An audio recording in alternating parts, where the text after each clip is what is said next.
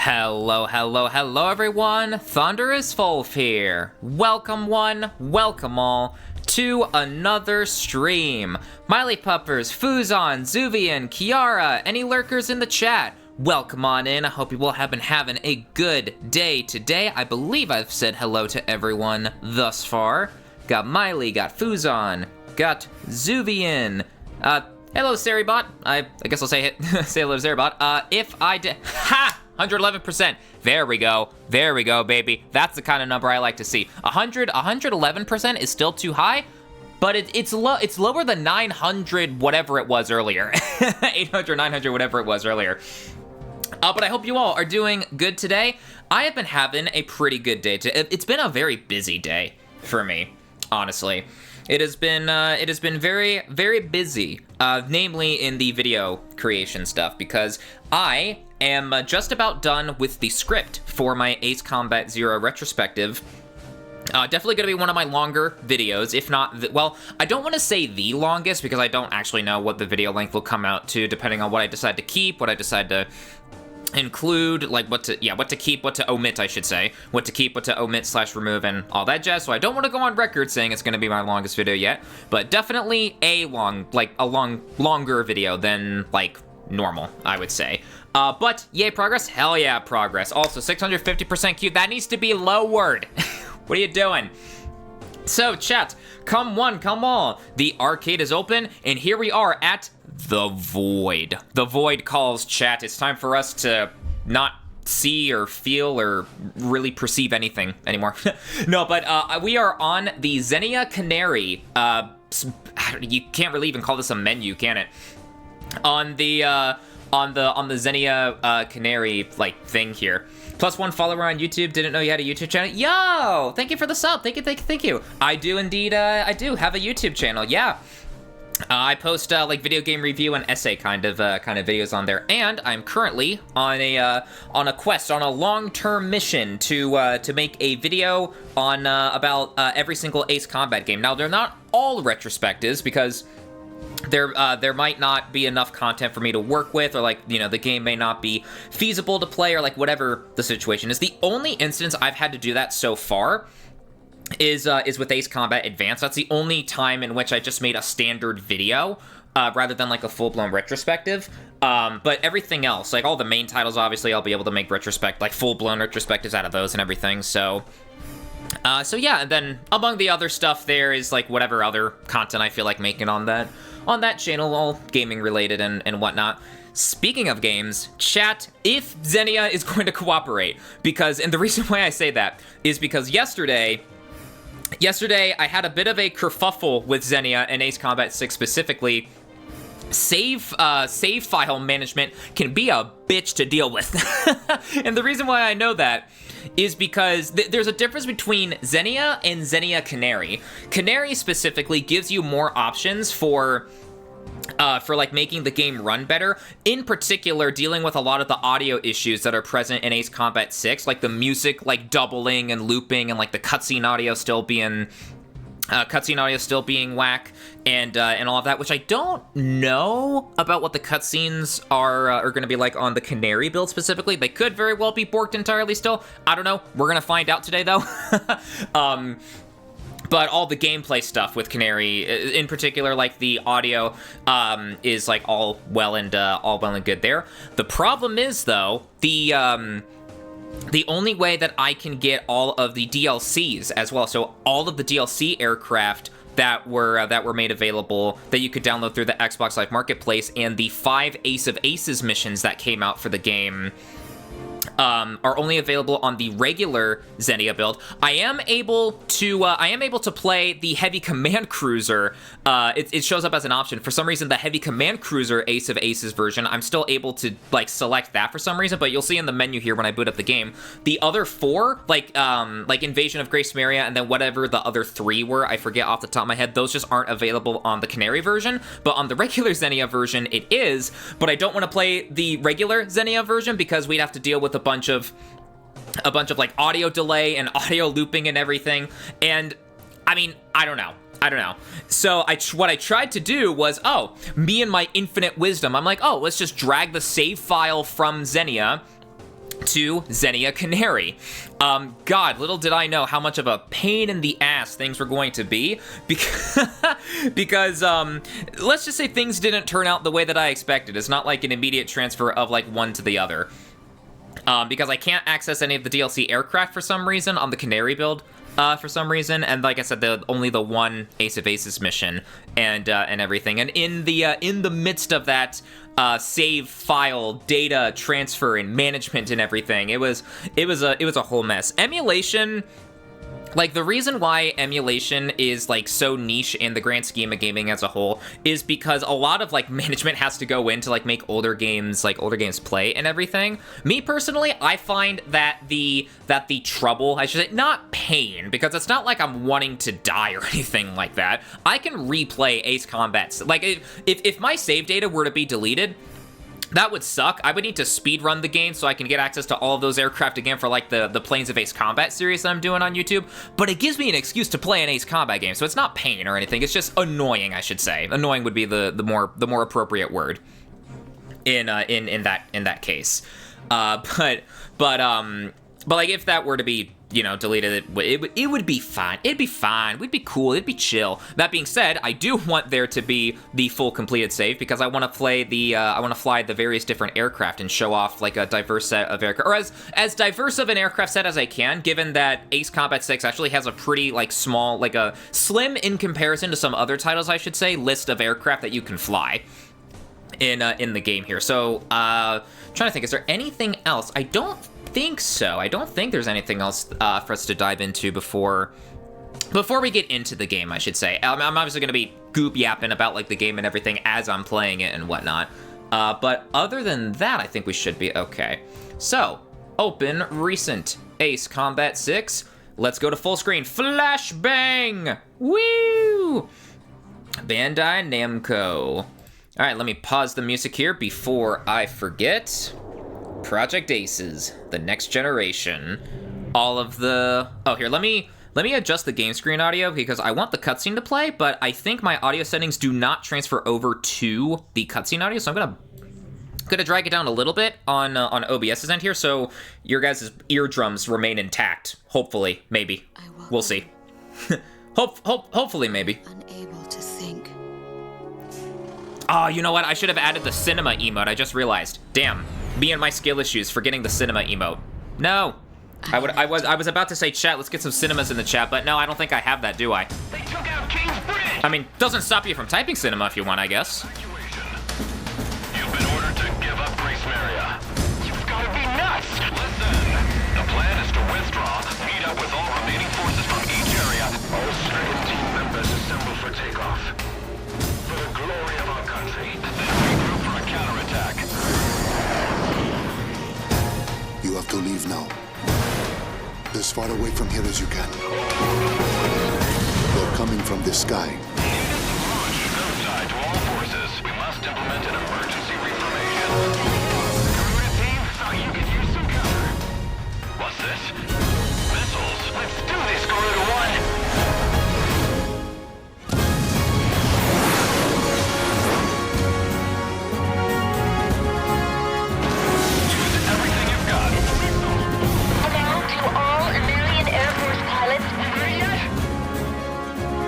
Time's running out. Attack request, roger. I don't know a whole lot about war, Go silence some interference.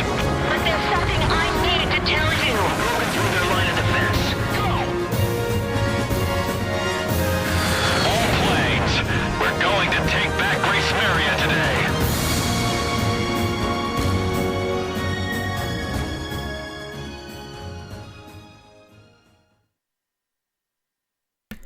Absolute cinema, chat. God, I'm really regretting not having the cinema emote here. Okay, moment of truth. Will the save data go through? Yes, it will. All right, good stuff. Yay, we're all good. We're good. I got all my aircraft. Chat, here we are. Ace Combat 6 Fires of Liberation. My first ever Ace Combat game that I played. Something that I noticed when playing through Armored Core 6, completely different topic for a second here. Back when I kind of am playing Armored Core 6 still. I don't know. I did my 100% completionist like run of like the game a little bit ago, so I haven't played it as much. But as I was getting my 100% completion, like to get the platinum trophy on there, I'm thinking AC6 is like the introduction for a lot to me, because AC6 for Ace Combat 6, my first ever Ace Combat game, AC6 for Armored Core. I mean, technically ACVI if you want the Roman numeral 6 and not like the literal number 6, but still AC6 regardless of how the 6 is represented. The AC6 is the introduction to a lot for me. I'm just now realizing between Ace Combat 6 and Armored Core 6. But I remember back when I was a wee little lad, back when I was a kid, I would replay the demo mission back when games had effective demos and everything. Just randomly found this demo of Ace Combat 6, a jet fighting game. I'm like, ooh, this looks cool, and I would replay that mission over and over and over again.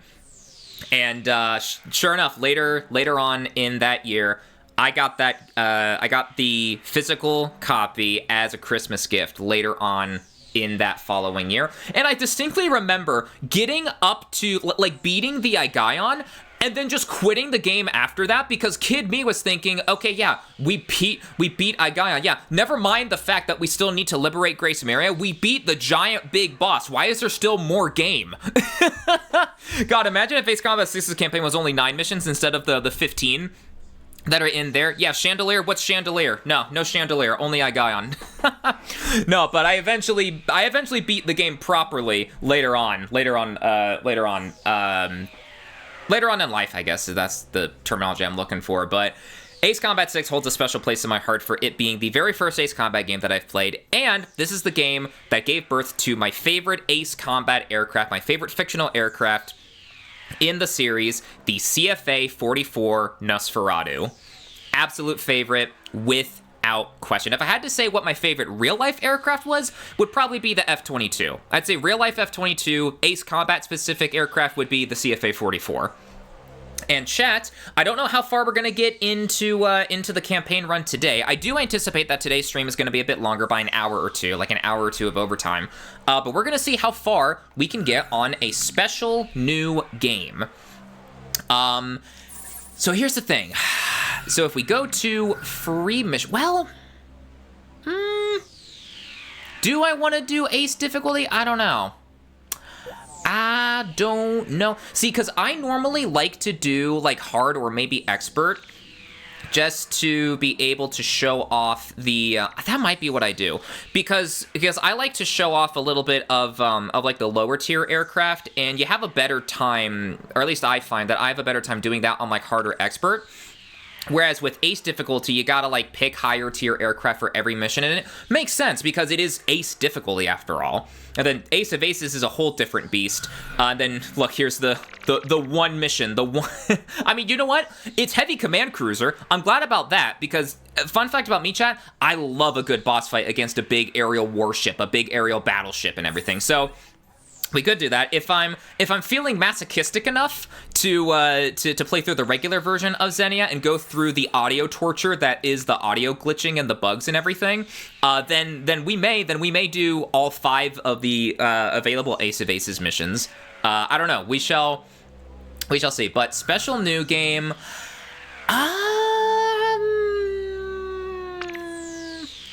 I always feel like somebody's watching me, and I've got no privacy. Oh, well. Okay. Those of you who don't know why I just spontaneously decided to sing that little bit, Jal over on Jal's stream, he's got a channel point redeem called like someone's always watching me or something like that, and it's just that audio loop over and over whenever that channel point redeem is played. So now I've got that specific line stuck in my head, and I've just started saying that just randomly out of the blue. Oh, in pursuit of becoming a true... Because here's the thing. Another reason why I'm thinking... Well, no, because I know for a fact I'm probably not going to get, like... I still need to clean up a lot of, like, my A ranks here. Or S ranks, rather. I still need to get S ranks. Hey, look at that, chat. ASS. Ass. Lemao. Funny. Hee hee. No, but real talk, I do need to get my S rank for Liberation of Grace Maria on Ace difficulty. That's going to be pain. CFA 44 with the EML, so you can shoot down the UAV drone so that you actually have a chance to do so, is the strat. And obviously don't die. But, you know what? Let's do hard. We're going to do it hard, just how I like it, just for the sake of being able to show off some of the lower tier aircraft and whatnot. And then on a, on like a repeat visit, I still need to do a repeat visit for Ace Combat X, but just like whenever we get around to the revisiting of Ace Combat X, I'll do, the next time that we play Ace Combat 6, it'll be on hard difficulty, or Ace difficulty, excuse me. All right, let us begin. Yeah, hopefully the cutscene audio isn't too fucked, but we'll see. We'll see. One thing that'll be fucked regardless though is the lip syncing, because holy Christ, you'll see it right in this opening cutscene just how rough the lip syncing is. Ooh, hello? Yeah, no, a little bit of a silence there. Oh, I do hear doubling. Okay, yeah. Yeah, cutscene audio's still fucked. Oh well.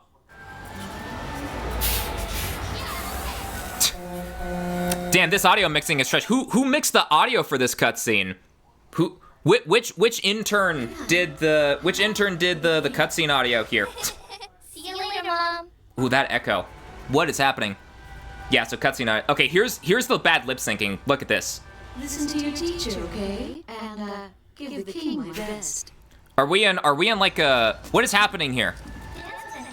Are we like in a is Melissa in a medically induced coma, just remembering the day, remembering this day? This is the moment that she's remembering before she got knocked out by the F4 missile strike on the bridge. Yeah, never mind the fact that the shockwave shouldn't have been able to go that far. So we might just have to do a cutscene-less run, honestly, just because of how fucked the audio is gonna be here. The voices in my head are calling. I tell him in frustration to go dance with his angels. This shouldn't be as amusing as it is to me, but it is. Just the constant echo and the shoddy audio. It should not be as entertaining as it is to me, but it is for some reason. But it is. That iron giant is the pride of Grace Maria. Messing with the audio settings in like your editing software be like or something like that.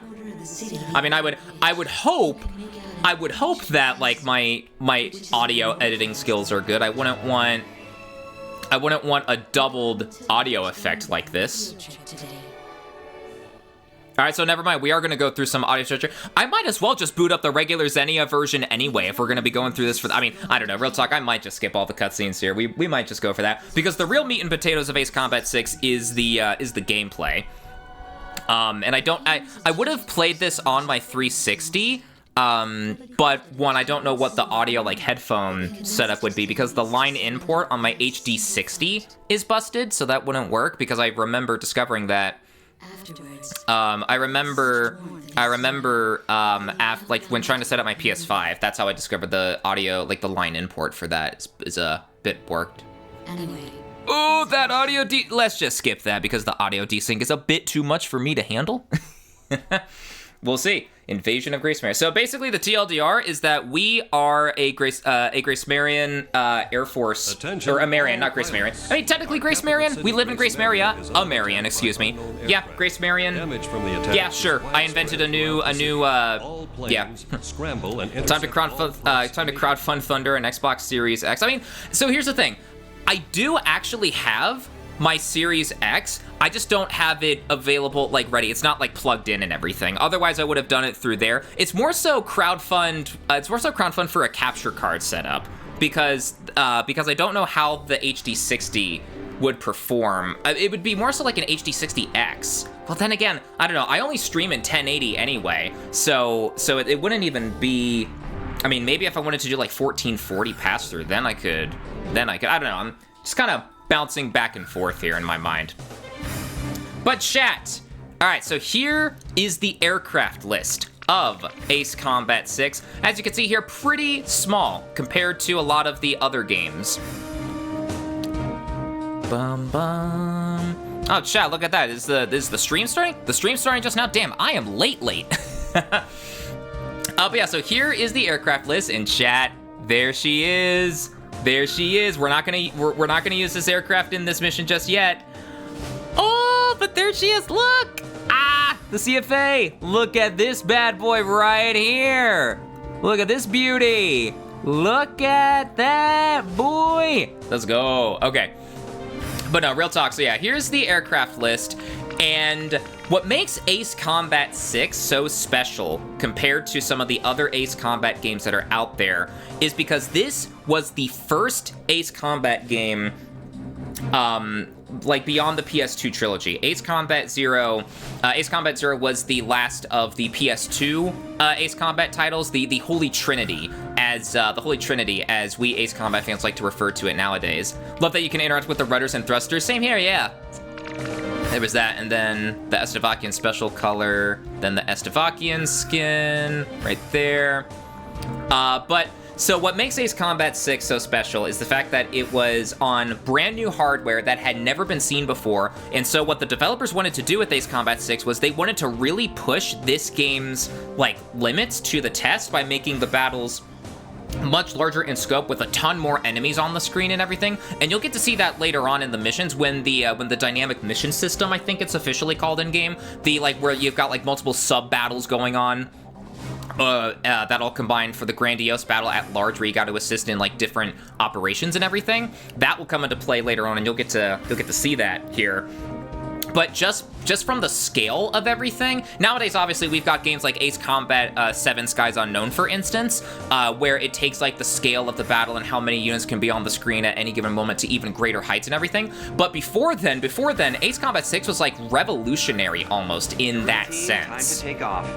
And like one of the first hints that we get of that is this deployment screen right here. Obviously, because it's just it's the very first mission and everything, we don't get to choose where we want to deploy. But depending on how many sub battles are going on in the grandiose battle as a whole, later on in the campaign, we'll actually get to choose the different missions and what are different spawn points, I should say. We'll get to choose that later on.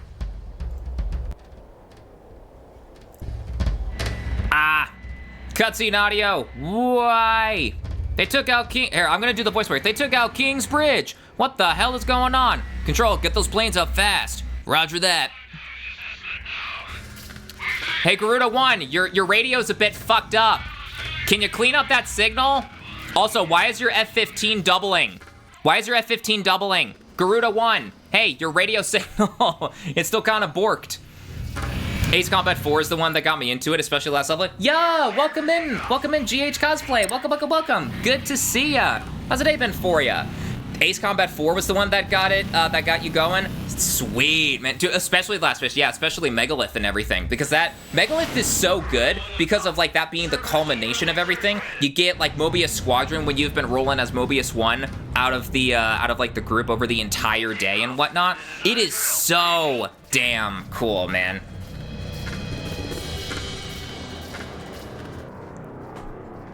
Ghost Eye, are you there? Ghost Eye, you've got your mic muted. Ghost Eye's got his mic muted. SMH my head. Garuda 1, you do not have a wingman. Let's see. Shamrock, are you alone too? I'm gonna do the VA work here. Very well. As of now, you're Garuda 2. Okay. Improv VA work. So I'm Garuda 2. Garuda 1, I've got your back. No time for introductions now, though. Go ahead, and I'll follow your lead. Never was good with directions anyhow. Oh, there you are. Now you chime in. Okay. Everyone's got their mic muted. What is happening? Roger that. May the Golden King smile upon us. All right. Yay, we are out of audio hell now. The game audio is thankfully not as fucked. ... I think, at least. We will see. That is yet to be determined. We'll see.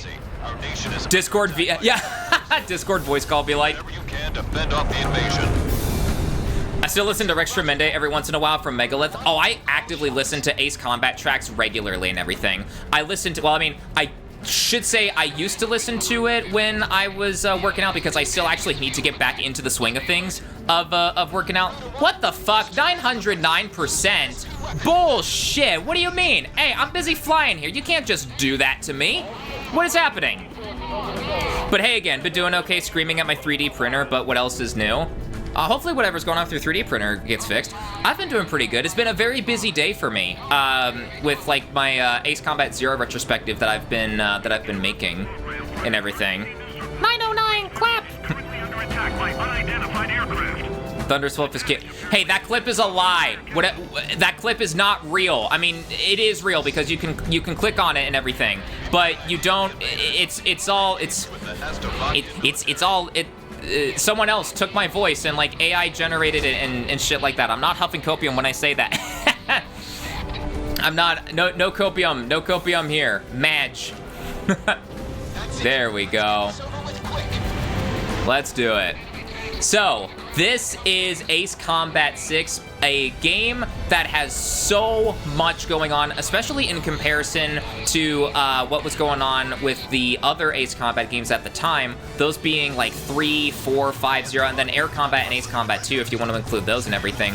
The Ace Combat series had never seen battles this grandiose in scale before, and the developers really wanted to put the Xbox 360's hardware to the test, so keep in mind, it may not be like as like impressive, I guess, in terms of like scale.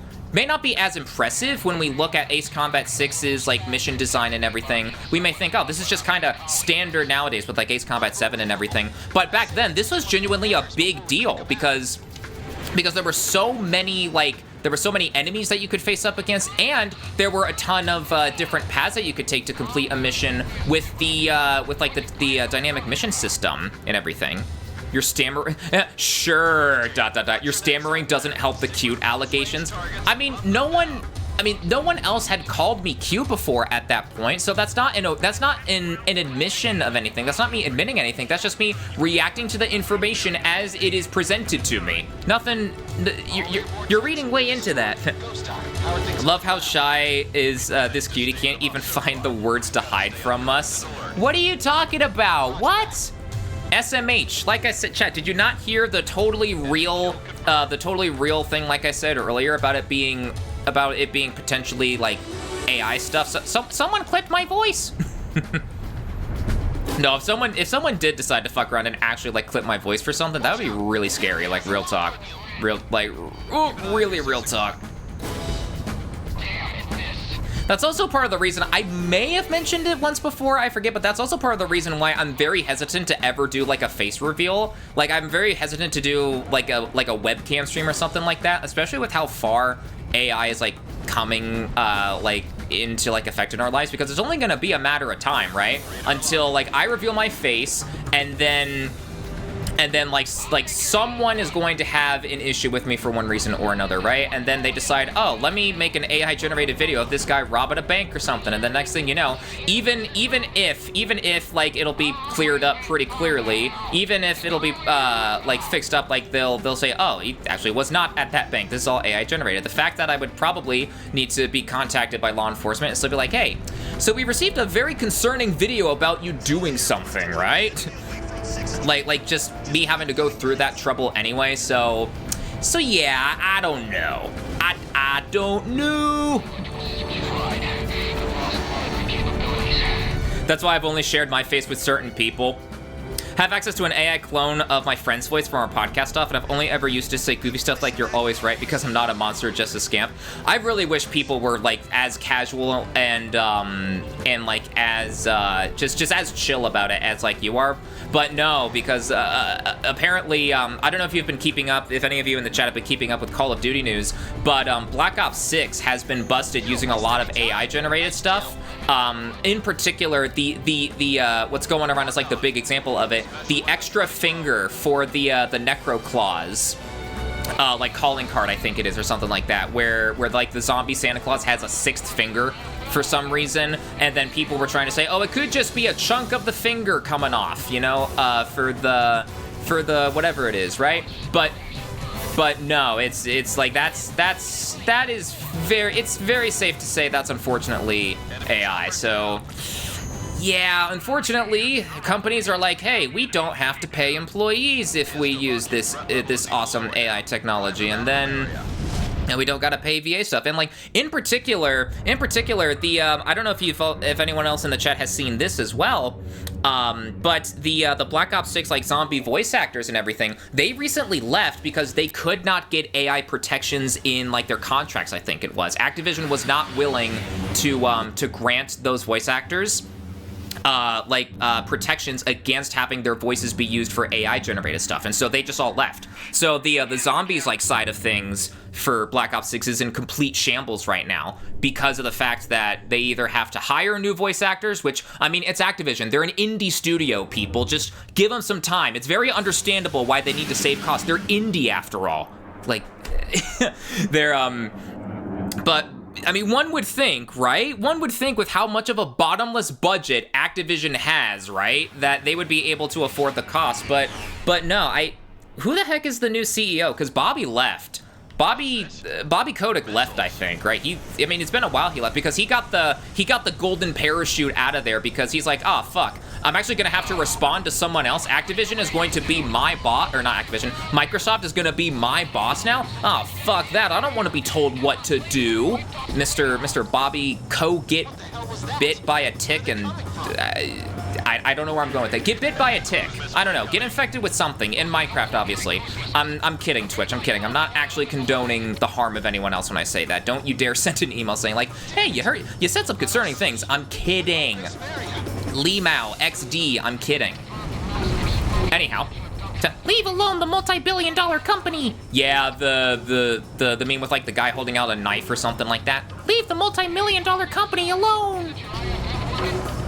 Oof, why am I not surprised? Yikes. Yeah, I mean, I'm not terribly surprised either.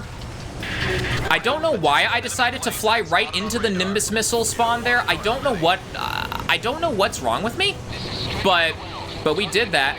And chat, here's the allied attack function. The allied attack function is basically you look at enemies, you press and hold up on the D-pad, and you go, hey, I want you to die, and then your allies just take care of the rest.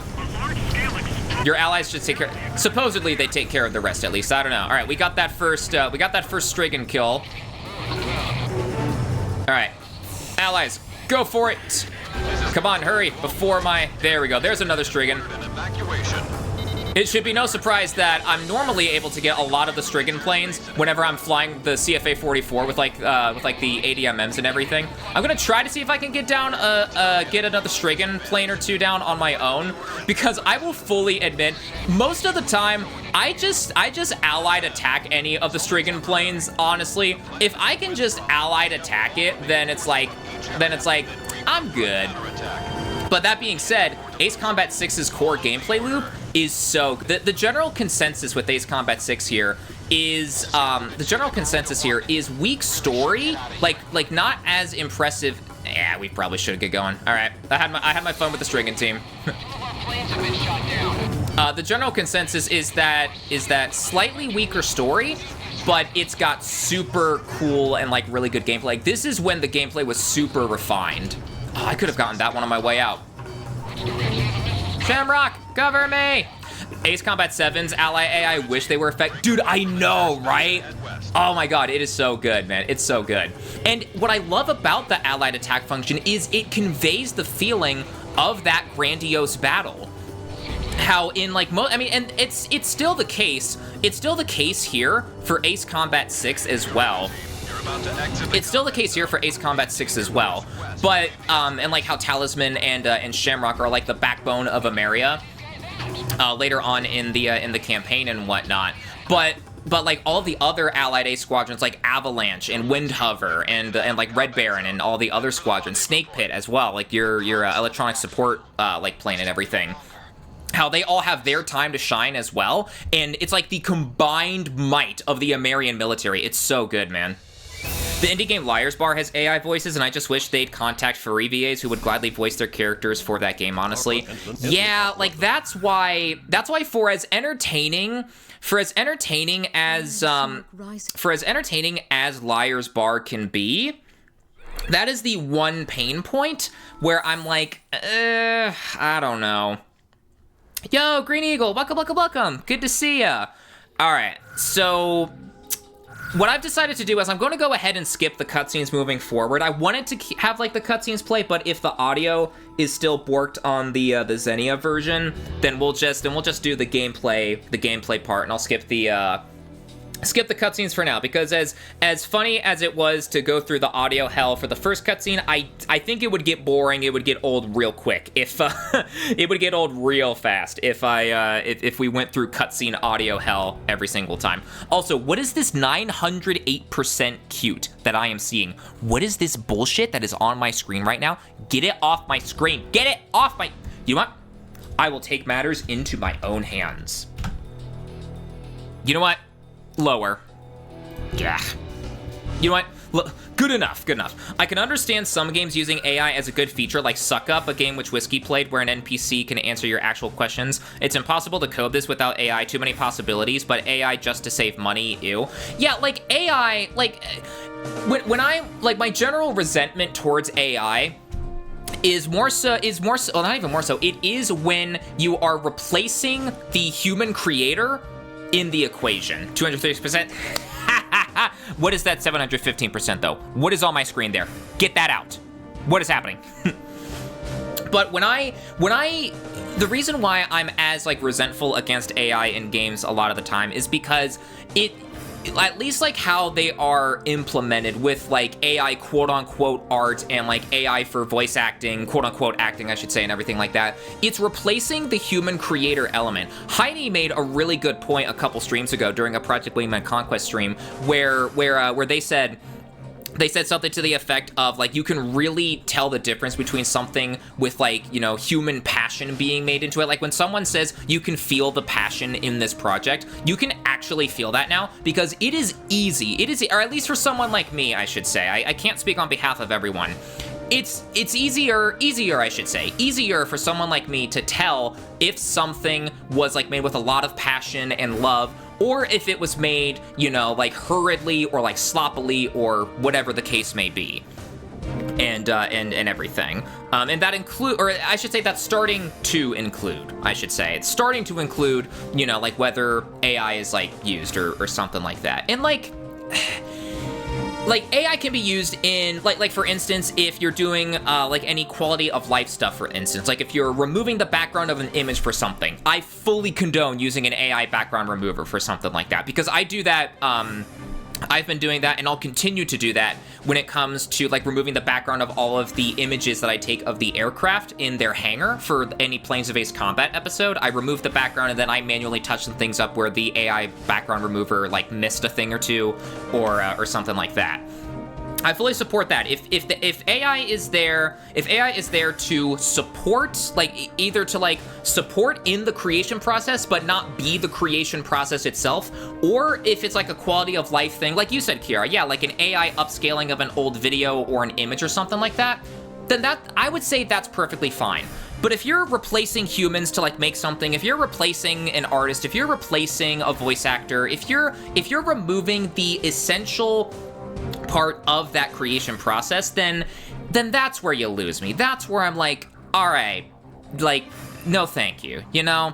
So that's why I'm, like, as, like, iffy on, like, Liars. I mean, it can be fun, don't get me wrong, it can be fun, but, like, that one little part of, like, the AI voice acting and everything, especially with, like, the Fox, you can definitely hear, it's like, luck don't fail me now, or something like that. It's like the tone of voice in the Fox's voice, I think it is, I think the Fox is the one who says, like, luck don't fail me now, or something like that. You can hear clear as day that that's AI, because no one would say that in that, like, pitch or that, like, tone or whatever. Or I guess tone, I should say, not pitch. Someone would say, luck don't fail me now, or something like that. Something that recognizes, oh shit, I might die. Meanwhile, the Fox just sounds inconvenienced that she might die, or something like that, you know?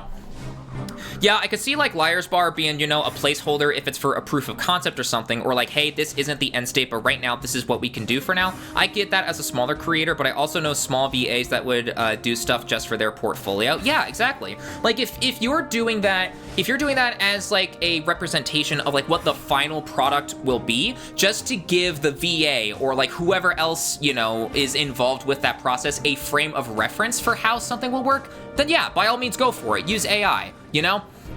And, like, if you're using... I mean, well... I don't know. I was going to say you could use, like, AI quote-unquote art to get, like, a prototype of, like, a ref sheet for, like, a fursona, but you're still using someone else's art style that they more than likely did not consent to have in that training model for that. So now that I say that out loud, I don't know if the template ref sheet example is a good one now that I say that out loud, actually. I don't know. Oh, wait, is it actually still in beta? Oh, if Liar's Bar is still in beta, then maybe. Okay. Have a few movies and TV shows now on TV where AI was used to revive a dead actor for continuation of a movie or TV show. So it's actually a real actor, but face replaced with the image of a dead actor with AI and same with voice. It looks creepy as fuck. Yeah, I remember,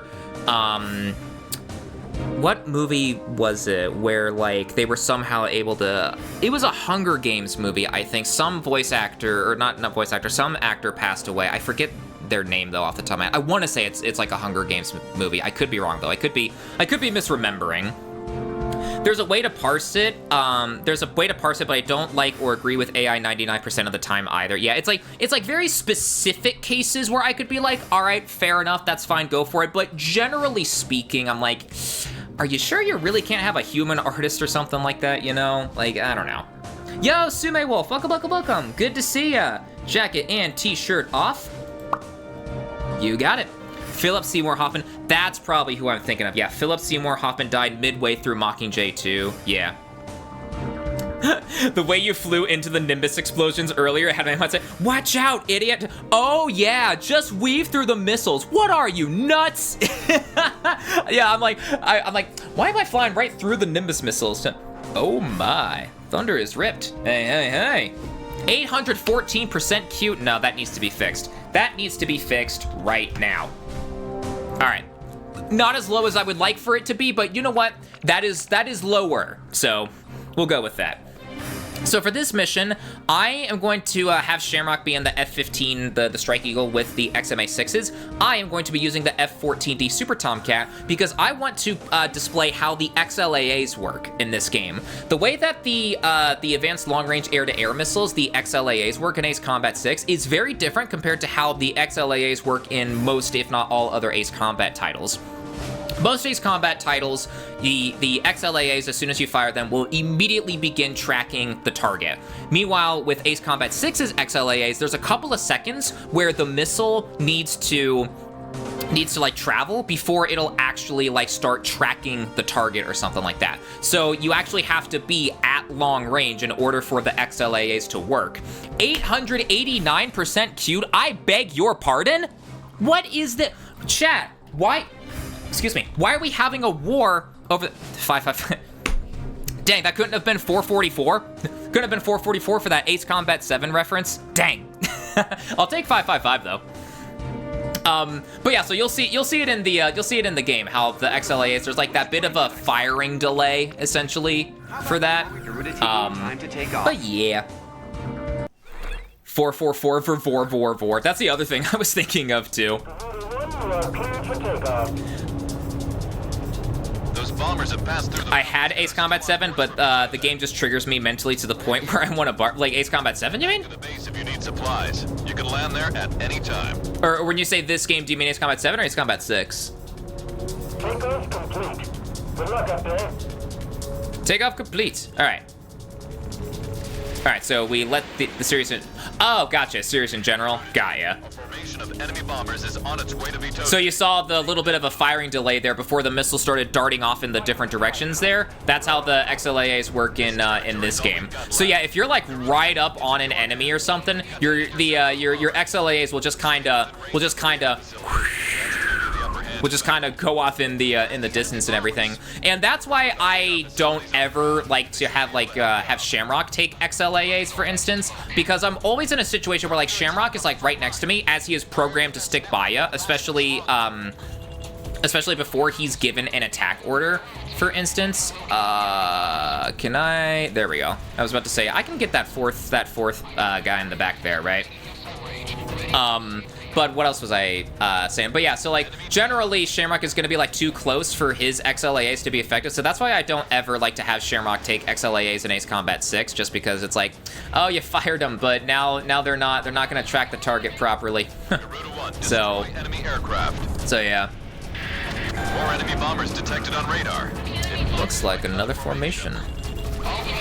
So, speaking of, like, beginning missions for Ace Combat, this one is this mission and Liberation of Grace Maria is interesting because most of the mission, I want to say, I'm trying to think. Well, no, not Ace Combat 5. Ace Combat 5 had you intercepting the SR-71 and then the bandits showed up halfway through. But for most of the Ace Combat games, you're usually up against like bombers or like a transport plane fleet, something like that. Something where the set of targets is like big, slow, and like bulky to where like they're easier to shoot down. But Ace Combat 6 and everything, I mean, granted, your main targets were bombers and stationary choppers, so you still had a bit of ease with taking down the targets, but it was like a big, grandiose, like, scale and everything, where you had to keep track of, like, all of the, like, the other miscellaneous enemies in the combat space as well and everything, and so it's like, so it's like an action-packed, like, starting mission and whatnot, and, there we go. Gotcha. Also, can I talk about just how busted the cannon is in Ace Combat 6 here? Like when you say busted, I mean like the machine gun only run for like the machine gun only medal is a cakewalk in 6 compared to like how compared to the other machine guns or cannons that you use. Like this is easy mode. This is like baby mode compared to like Ace Combat 7's, for instance, because the cannon in 7 isn't as powerful or something like that. Like this and Project Wingman are by far the two most powerful versions of like a cannon that I've seen in an arcade flight action game easily.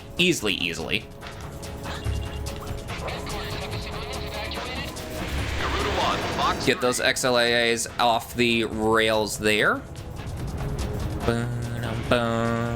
Enemy aircraft down. There we go. So actually, like back to the note of the XLAAs, I remember being so confused at first about like how the I like the whatchamacallit, how, cause like I remember playing Ace Combat 6 when I first caught it, and I even remember, I mean, I forget precisely when this was. It would have been like early in my playtime with the game, where I'm like, wait a minute, why aren't the XLA, like, why do the XLAAs just kind of stand around and do nothing for a little bit? Meanwhile, in the description of the XLAAs in this game, it literally says, hey, some of the tracking performance is sacrificed, which that's the game's way of telling you, hey, you're actually going to need to be at long range for the long-range anti-air missiles to be effective. You know? So Kid Me was like, what? And then on top of the fact that, again, I'm like, oh, we took down the Ikion, why are we still, we're still fighting? Yeah, never mind the fact that we still need to get our capital back, that the war's not truly over until we get the capital city back. Cannon? The lure? Oh no, cannon, the gun.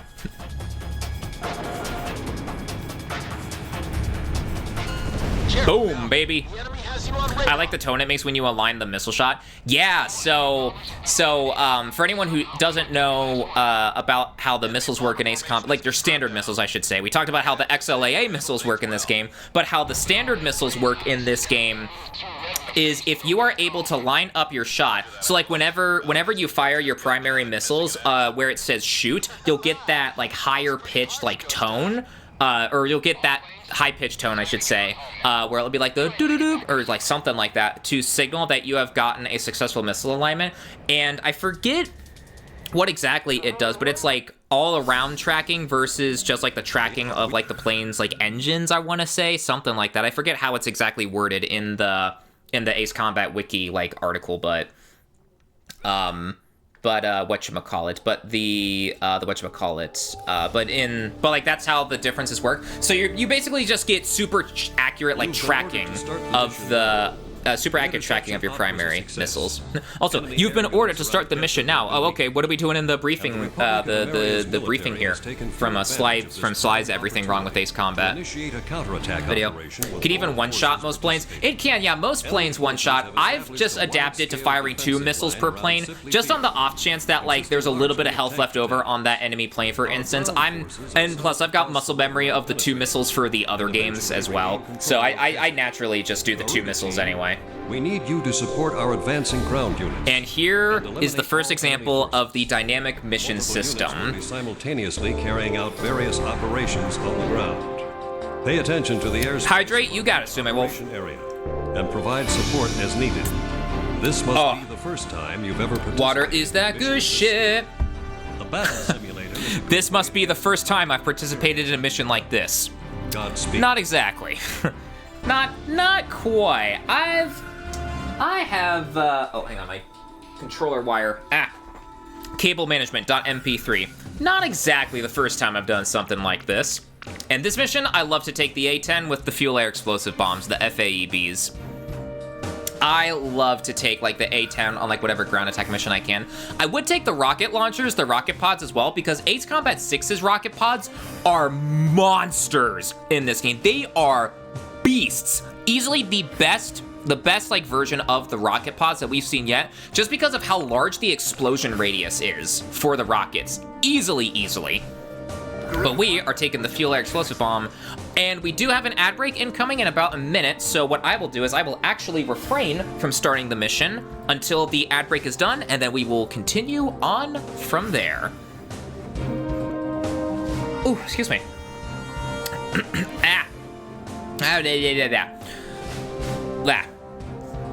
But yeah, so I'm trying to remember what order I played the Ace Combat games in, because I know for a fact that 6 was my first. I want to say it was actually Assault Horizon was my second one, because I had a 360 at the time, and Assault Horizon, yeah, Assault Horizon was 2011 that came out, so I played Assault Horizon. Younger me thought Assault Horizon was actually pretty decent, but that was because I was fully, like, engrossed in, like, Call of Duty at the time, and the Call of Duty the codification, I should say, the codification of Ace Combat with Assault Horizon, that appealed to me, wee little lad me. I'm like, ooh, an planes, but with Ace Combat. Whoa, what? I didn't sound like that as a kid, obviously. I hope anyway, I didn't. but I remember, yeah, it was that, Assault Horizon. Then after a while, my first PS2 Holy Trinity title was Ace Combat 5. I did 5, 4, and then 0, if I'm remembering the order right. I know I said the order in my Ace Combat 4 retrospective, but if I'm remembering right, it was 5, 4, and then 0. It was very, very weird. Very weird how I got introduced to, like, the PS2 Holy Trinity series, but hey, I got introduced to it. I realized, oh shit, so this is what a good Ace Combat game is like compared to, like, Assault Horizon and everything.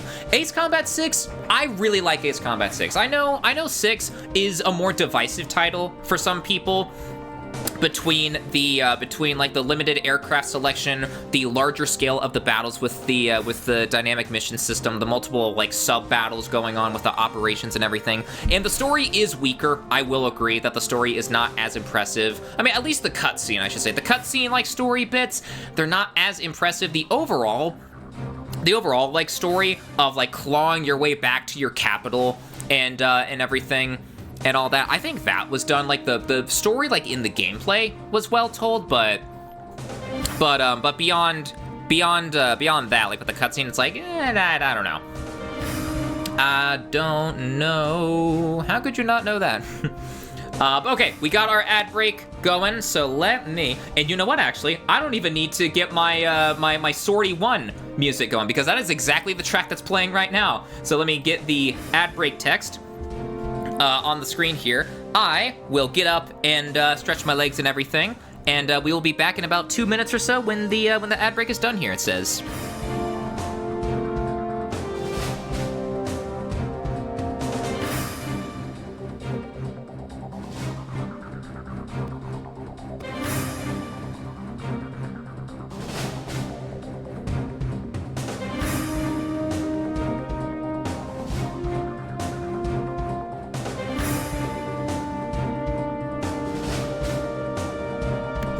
I beg your pardon? Never mind. Hold on. No, 943, my ass.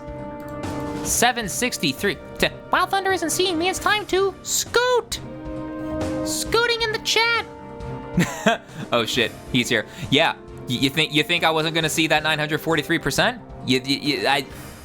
You see? Up. I saw out of the corner of my eye a line as I was stretching. You can't escape that easily.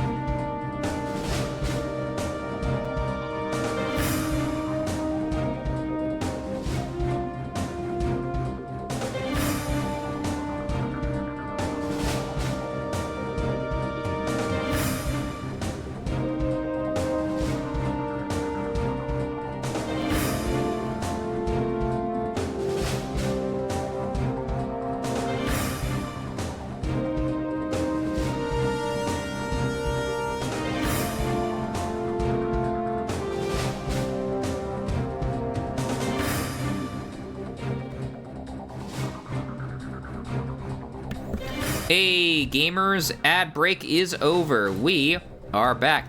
Oh no, Fuzon, the pyramid. Oh no. Is he here? Is he here? I'm here now. Scooting in the chat. The Kappa. Oh, chat. Alas, it is time for me to put the shirt, the jacket and t-shirt back on because it's gonna be cold. It's gonna be cold where we're going. So, F-15 Strike Eagle, the XMA-6. Oh, let me scoot back a bit here. There we go. And yeah, so not the greatest example of the starting areas here because they're so close to one another. It doesn't really matter where you start at the end of the day. And the HUD elements are starting to freak out. Is anyone else seeing that? The HUD elements are starting to freak out. Is the XBO above us? Is the XBO about to fuck up the briefing screen again? 821%. First of all, that is way too high of a number. Second of all, Fuzon deleted Fuzon's met. Okay, well there we go. The Vixie mod check. Okay, well. Okay, so the mod check thing from BTTV, that's working. I can actually see deleted messages again. Yay! Fuzon deleted Fuzon's message. Dun dun dun dun dun dun dun dun dun. Oh wait, you deleted it to fix the pyramid. Wait, okay. Okay, no wait. I'm like, wait a minute. I don't see it. Did you instantly type something and then delete it again?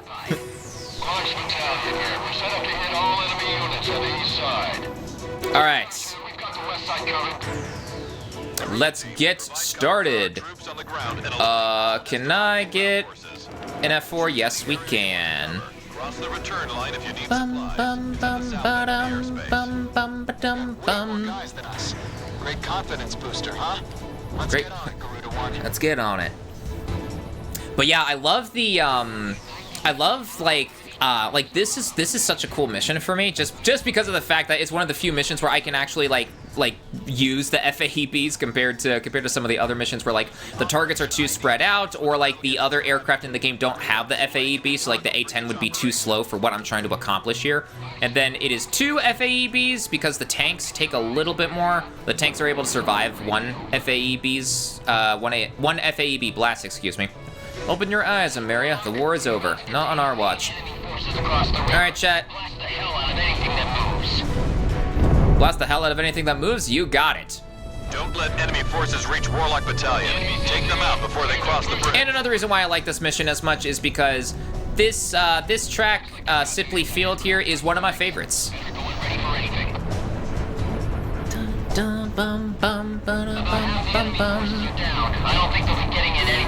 Gun run time. Woo! Yeah, fun fact, chat, if you hear the burst of an A-10, you were not the target. Because the A-10's, like, cannon rounds travel faster than the speed of sound. Get you! Ooh, that was close, fuck me. Travel faster than the speed of sound, so by the time you hear the burst of an A-10, those rounds have already made impact. So, quite literally, yeah, if you hear the burst of an A-10, then you were not the target. Like how the A-10 has a false canopy underneath. Thanks for that sweet air cover, boys. Teamwork's a beautiful thing,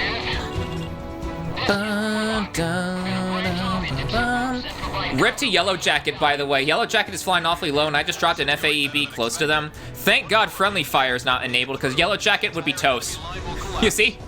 What material is Yellow Jacket's chopper made out of to just casually survive a few layer explosive bomb blast like that?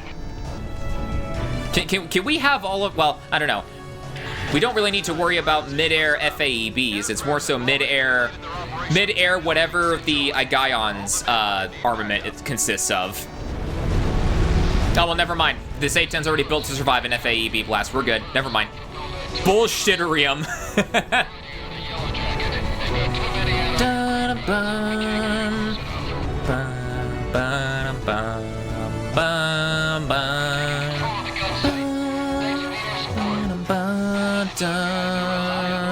Those guys are reliable. Oh, hang on. Are the Estavakian tanks, are those still on the ground here? Delta, heavy blow. All planes. Oh, they kind of are actually. Still remaining. There we go.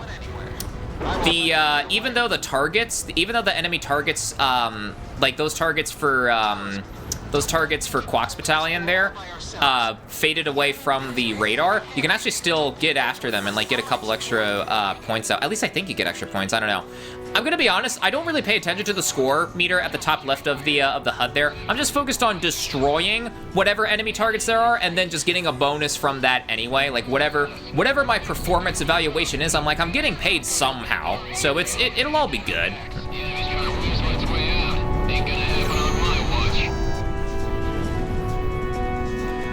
Cross over the safety line and head back to base if you need supplies. This area has Hey, there we go, baby. Get back to base. Looks like I won the bet. What bet? The bet if we would live through the battle or not? Who would be betting against winning? I mean, there's not really much else that you can do at this point, right? With how far back we've all been pushed. How far back Ameri's been pushed, right?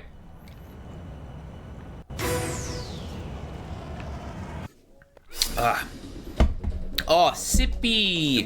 Sippy of the agua. Water is that good shit.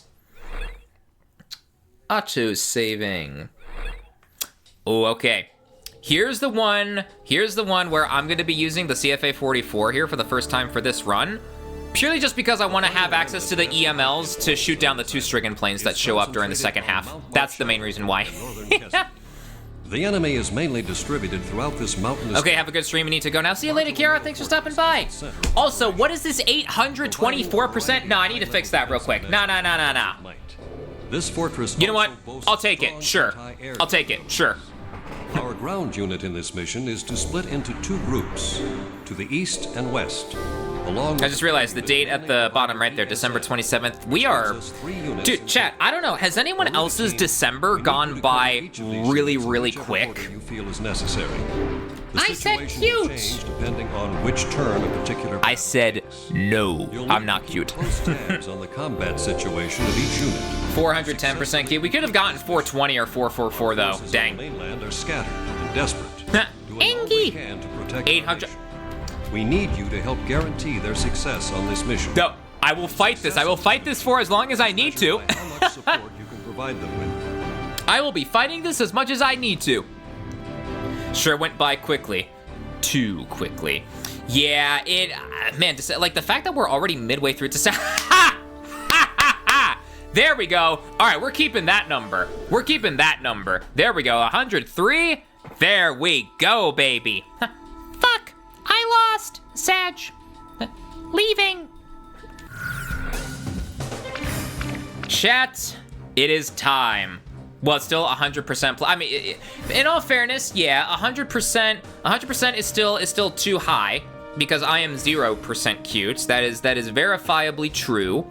It is true that I am not at all cute. It is true that the 0% figure is true. Anything higher than that, even 0.01%, is too high. Zuvian, 184%. Oh, now that number needs to be higher. Nah. That number needs to be higher. No, hold on. No, higher. Needs to be larger. Large. All right, there we go. That's better. That's better. Very much better. There we go. So chat, here it is. The CFA 44 Nosferatu. I still need to get the special color. We got the Estevakian color and the American color. I still need to get the special whatchamacallit for the aircraft here.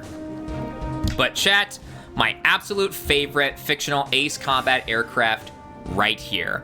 The Nosferatu is Estevakia's next-generation carrier-based stealth aircraft. Various onboard experimental weapon technologies include a railgun, ADMM, all-direction multi-purpose missiles, and a fully integrated electronic support system. In the hands of an experienced pilot, this aircraft truly knows no bounds. Complete dominance over all other aircraft in speed, acceleration, and maneuverability is hindered only by its instability. Outfitted with the latest in experimental weaponry, it knows no match in strength from land or air. Well, what about the sea? What about the sea? Huh? It's a carrier base. What about the sea? Why are we omitting the sea? Under the sea. The aircraft's true potential can only be achieved by the technologically minded ace with the battle skills to match. And here is the bread and butter loadout with the ADMMs, the all-direction multi-purpose missiles. Second favorite, playing with the XFA-27 as my first. I think I read that, yeah, earlier in the chat. I just forgot to say it out loud. Yeah, the XFA-27 being your favorite. XFA-27 just racking up those standard missiles, because yeah, in Ace Combat 2 you can fire up to 4 of them instead of the usual 2 for every other plane. And then in other titles, like in 7, for instance, you can have multiple standard missiles as like your special weapon and everything, which are more versatile than one may think. Just taking more standard missiles, it's pretty impressive how versatile the XFA-27 can be. Depending on the special weapon loadout made available to it. But yeah, so here is the ADMM and the EML. I don't use the electronic countermeasure pod very much, like if at all, honestly, being completely upfront and honest. But the ADMMs and the EMLs, the electromagnetic launcher, I use these things all the time. Although hindered by a slight initial deployment delay, its extensive firing range combined with the ability to simultaneously launch 12 independent warheads means the ADMM possesses the firepower to change the tide of battle with a single shot. This ultra-compact missile represents the latest in multiple target tracking technology. This easy-to-aim unguided weapon for the EML, this easy-to-aim unguided weapon, I don't know about easy, but, well, no, it's easy to aim, but you need to be very precise with it because the hitboxes can be a little, iffy on your shot. Employs long-range, ultra-high-velocity munitions. With training, this advanced weapon offers unparalleled destructive potential. A miniaturized combat railgun, also referred to as an electromagnetic launcher, the EML utilizes magnetism, there we go, magnetism, I don't know why I said that so weird, magnetism munitions along a conduction rail at extremely high velocity. Future revisions offer much promise for current practical battery limitations and rail size. And then the electronic countermeasure pods, again, I don't use those a whole lot. Shamrock, you're getting the CFA 44 Nosferatu as well. Also, the see-through floor inside the XFA 27's cockpit is neat. Yeah, the coffin technology in that aircraft, coffin technology with like the XFA, that kind of technology with like all the other like coffin-based aircraft, like the ADF-01 and all them. I love the HUD here too, and like how the HUD will change depending on what special weapon you have.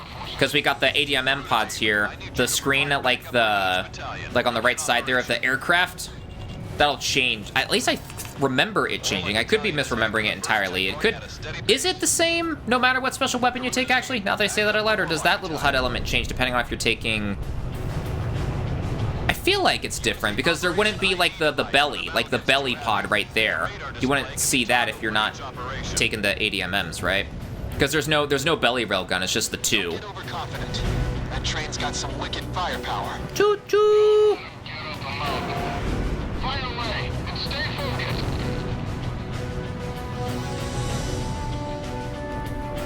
Advancing straight forward. Got it. We're closing in. Destroy that bridge, baby! Watch out! They've got a lock on you from the ground. And there's also, if you see at the bottom right there, ESM. We're currently at ESM level 1. That's basically allied support to enhance your like capabilities for like missile reloads and missile tracking and everything. And one of the available missions here, which is the one that we'll do after this one, is defending Snake Pit, the electronic support plane, where you'll be able to like experience the benefits of like better tracking and shorter reload times and everything, especially if you have like a higher ESM level. See, now we're back to ESM 0, so we're not going to get the benefits of like long range support, or rather not long range support, just electronic countermeasure support, not even long range support specifically. And then also another thing that I forgot to mention, if you see at the bottom left here how I'm tabbing through the different available battles and everything, because of how hectic things can get in the grand scheme of things, especially if you're especially if like the battles are like closer together and everything, this can help with like accidentally triggering the start of like another operation and everything, because that can happen in this game, and I have had my fair share of instances where that has happened as well. This can help a little bit, because that way it'll help your like munitions not accidentally track a target it's not meant to, because if you attack like a target that's in a different operation, or you fly within like the operation starting circle, it'll automatically start that for you, and therefore you'll be graded on it. You'll be graded, like you'll get your letter rank based on that operation, if you manage to, if you complete it. Because I don't think you get a completion rank. You don't get a completion rank unless you actually like finish the mission, right? It's not like you get an F for fail, right? And speaking of those larger battles, something that I hadn't appreciated about Ace Combat 6 and like its large-scale battles and everything, something that took me some time to really appreciate, is the fact that because of how large the battle is, how large the landscape is and everything there. Wow, that high G turn lasted a while. No kidding about the Nosferatu's instability. But because of how large those battles are, you're not going to be able to get to every single combat zone. So it's like a contrast. Like, you're supposed to be the backbone of your country's air force and everything, but you obviously can't be everywhere at once at the same time either. Like, it is war. There are going to be casualties on both sides, no matter how badass of a pilot you are, no matter how skilled you are in battle. No matter how skilled in battle you are, no matter how like much of an ace pilot you are, some of your allies are going to die and everything. And at first, the reason why I was so upset about like not being able to save everyone is because in like earlier Ace Combat games and everything, you essentially had that like not that you had the power and everything, but very rarely did it like give you the, did you see the flares from Snake Pit? That was cool. Damn it, Miller! Here, I'm gonna pull away. You know what? Good thing the F-14 is locked onto me, though, instead of Snake Pit, because we need to protect our ESM plane here. Really push the console's potential. They did. It's awesome. Oop. Come on now. Da-da-bum-bum. There you go.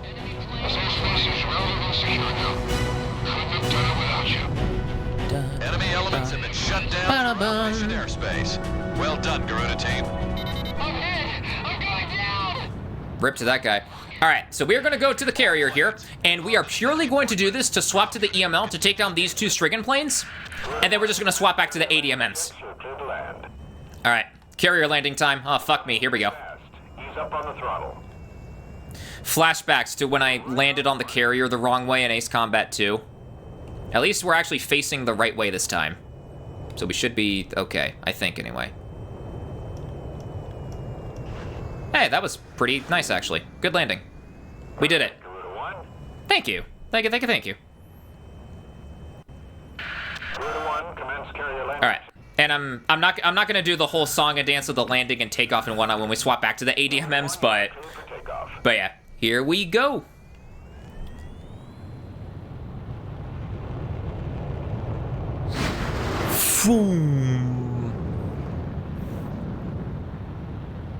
Yeah, and for anyone who doesn't know, a bit of a fun fact about like naval pilots in real life. In the game, like you saw that I was supposed to brake and whatnot, but in real life, naval pilots are actually trained to slam on their throttle, to slam on the...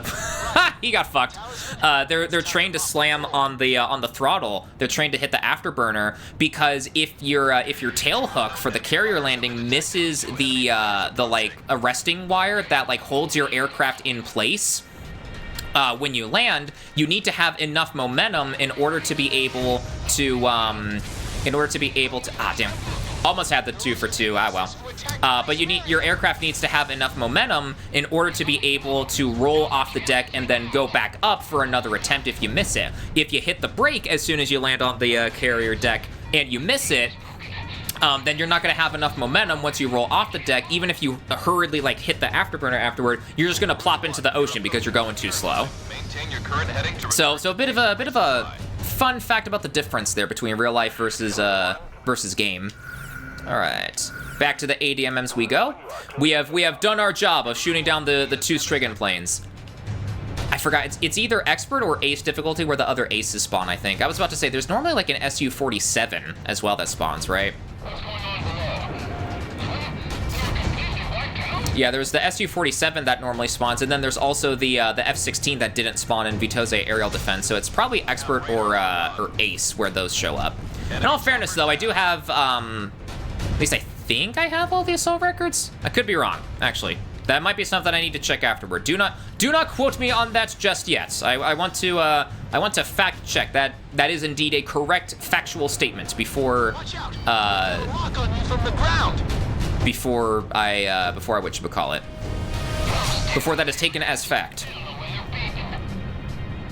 I mean, I don't know. You don't seem to know when you guys are beaten either, because you're kind of maybe sort of getting your asses handed to you. Remember learning about that when I watched some gameplay videos of Flight Simulator 24? Gotcha. Enemy fortress threat level has been reduced. Garuda team, don't let your guard down. I'm going up. This place is ours. Drive, drive. Drive, drive. Monka steer. Enemy fortress threat level is even lower now. Maintain current level of engagement. Will do. You got it. Man, I do hope that that when it comes to like emulation and everything, that that like the Xbox 360 and the PS3 specifically, so Xenia and RPCS3, I hope they're able to Was destroyed. I hope they're able to like get more support and like be on the same like level of stability as like PCSX2 and DuckStation, for example, are for the PS2 and the PS1. DuckStation being for PS1 and then PCSX2 being for PS2. I'm sure we'll get to that point someday and whatnot. I would need to look at like PCSX2's history to see like what the timeline was from like PCSX2's like inception to like when it became like as stable as it is. Actually, you know what? Hold on, chat, we gonna learn today. We gonna do some learning today. We gonna do some learning. When was PCSX2 made? When was it made? PCSX2. So it's a third-party source. Holy shit! No way. Wow, dude, no way. Deadass, really? Was it deadass made on March 23rd, 2002? Really? No way. Wow. Initial release, March 23rd, 2002. Stable release, yeah, October 31st. Wow. Yeah, almost all PlayStation 2 titles are playable. Development of PCSX2 began in 2001 and was released in... Wow. Because for reference, hold on, for reference, when was the PS2 released?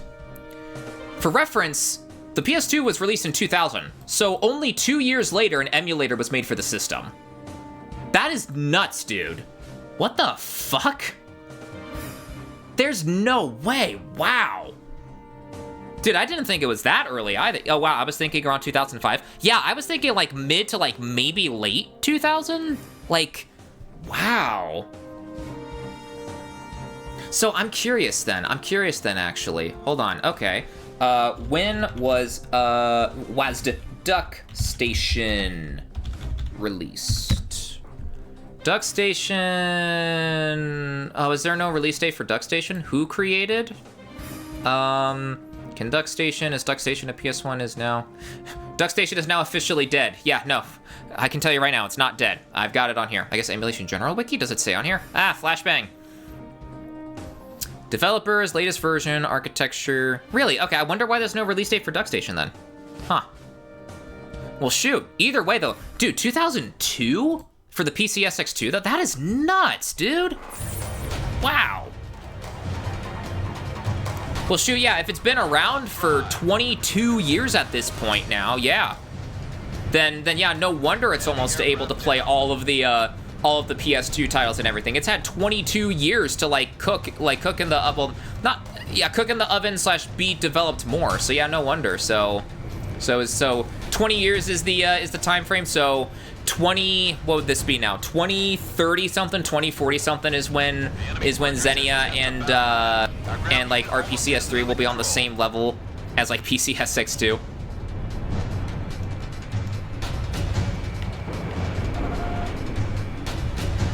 Enemy facility taken out.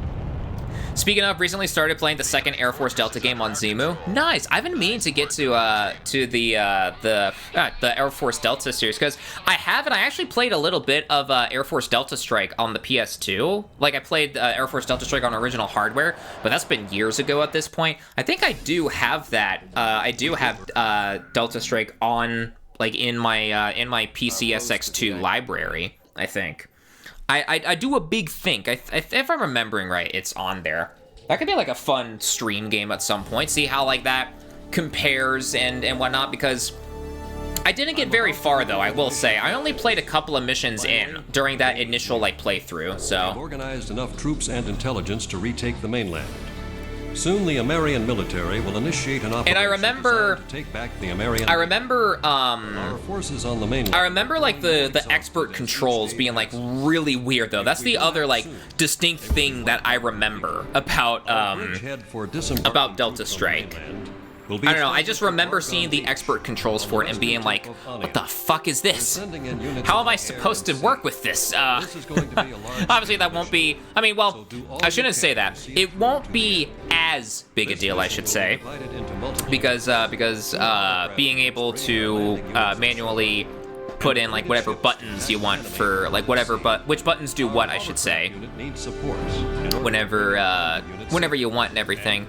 And I'm gonna echo a point that Scott the Woz made in a video of his. I forget which video it was exactly, but him being able, I think it was in his Eek emulation video, I think, where he basically said something to the effect of, why isn't being able to pick what buttons do what just a standard? Why are we regulated to just default presets and whatnot? And I agree with that. If I want to have left on the D-pad be my accelerator and then B be my brake, okay, so hear me out. Okay, so down on the D-pad is my acceleration, B is for braking, Y is to fire a missile, clicking on the left stick will swap between my my standard missiles and my special weapon, the left trigger will be my cannon round, left bumper on the D-pad will be yaw right, and then right bumper, or what did I say, right bumper on the D-pad, I think, something like that. Left bumper will be yawing to the right will be yawing to the to the left. Up on the D-pad will be down on the D-pad to tell Shamrock to cover me. Then right on the D-pad will be going up to tell Shamrock to attack a target. Then I have to hold down right D-pad in order to initiate my ally attack. Oh god, that could be fun. That could be fun now that I think about it. If there is a way for chat to be able to fuck around with my controls, just randomly spin a wheel to reassign a button map to something else entirely, that could be a fun stream idea, if there would be a game that even supports something like that. I don't even know if that's a thing that you can do. I'm not sure. For as powerful as the CFA-44 is, I don't want to just use the CFA-44 all the time. So we'll take the Eagle with the XAGMs, have Shamrock take the XMA-6s, and we will go there. Unfortunately, the OG Xbox emulator doesn't have controller rebind option. Really? It doesn't? Wow.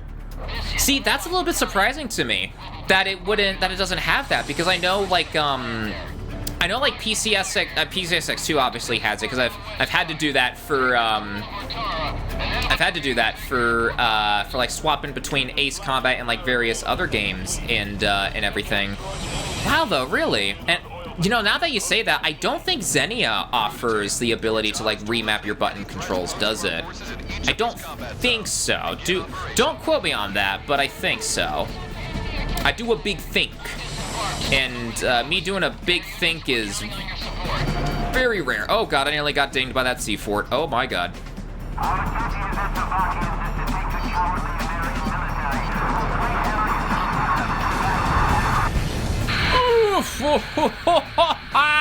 That was close, baby, but we did it. God, that was close. I already slammed into an aerial warship in Project Wingman however many streams ago it was, sometime last week. I'm not about to do that again here. I'm not about to do that on the beach of Anya.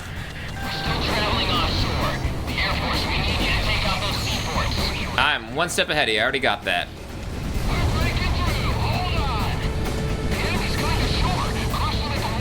I love just how target-rich of an environment this is. So that's a reason why I like this mission as well. Just to seeing all the columns of smoke from the enemy when you're done. It's like satisfying.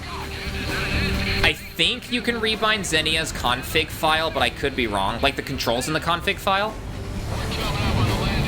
Because I've only ever used the configuration file to mess around, at least on Canary specifically, on Xenia Canary. I've used it to mess around to like swap the AC6, like the ground texture fix to true for Ace Combat 6, and like messing around with like the audio values. So the in-game audio, the mission-to-mission audio is fine. Cutscene audio though is still fucked from what it seems. Move, move, move! Advance forward and form a line.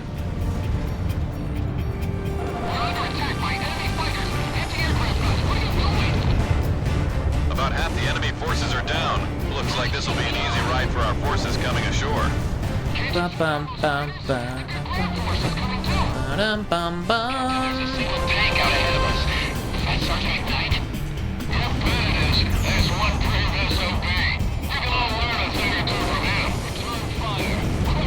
Woo!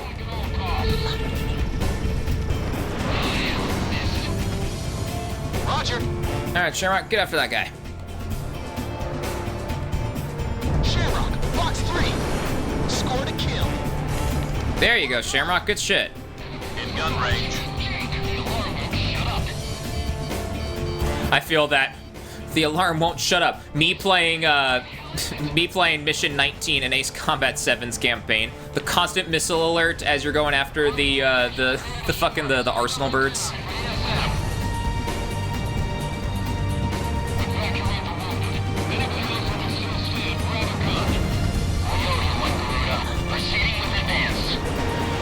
Enemy ground forces are almost completely destroyed. This mission is going smoothly.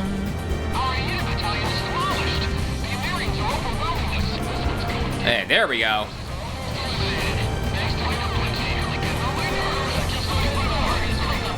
Put him out of my misery. I've got a lock. Careful now. The enemy has... Okay, so I know we only have the one Ace of Aces mission, but I think the last thing that I want to do whenever the stream ends, I'm not sure. I do, like I said, I anticipate that we're gonna go at least an hour into overtime. I don't know if I'm gonna do 2 hours of overtime or whatnot. I don't know what my stopping point is gonna be. I think what I'll do is my stopping point will be after, hang on, I got an itch in my ear. Chat, they say to not, I mean, in all fairness, I don't use it, I just use my finger, but, Q-tips in the ears. It's so bad for you. It pushes the wax back, but it feels so good.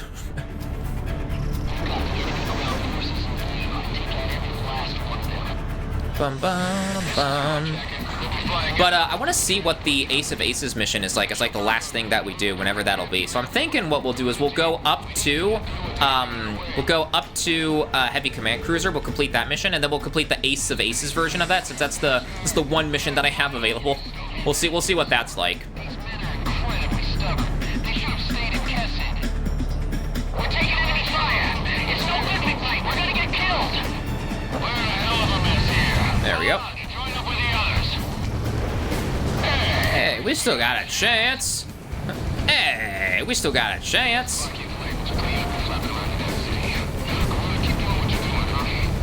No problem. Swat down those annoying flies. Our transport chopper is about to fly over Otara. Destroy any anti-aircraft artillery you can find in the vicinity. Impact confirmed at enemy forward position 135. It had no effect. Shamrock, Fox 3.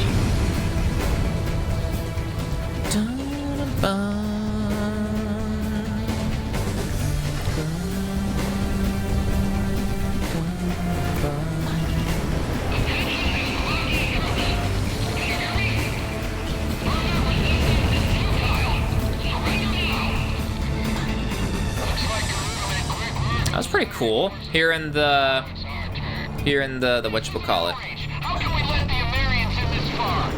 I've got a lock. We're aboard DJ Zed. This place. Whoa, we just heard some gunshots. Peace out. We have radar lock on. Oh, I thought it would. Enemy fighters spotted coming out of the airport. We think they're after our chopper unit. Move to intercept. Anti-aircraft gun destroyed. There's the jammer aircraft somewhere. It's way high up there, I think. Shamrock, go after that guy. Ooh. I gotta be careful so that I don't accidentally nosedive right into the ground. I gotta be careful about that. All that momentum generated from my accelerating coming back to bite me in the ass. Is that last missile gonna hit? It will. Sweet. Good stuff.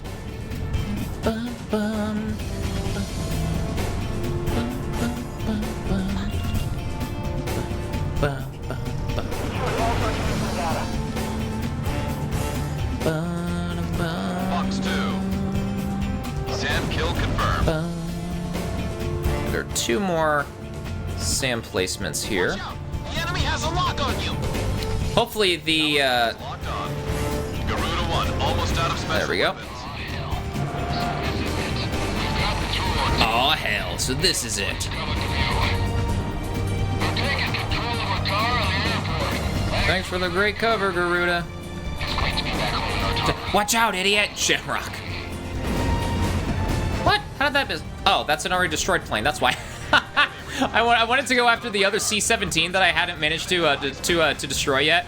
I was firing at the destroyed one already. No wonder it wasn't getting the hit indicator there. All right, there we go. Yeah, I got my extra 750 points there.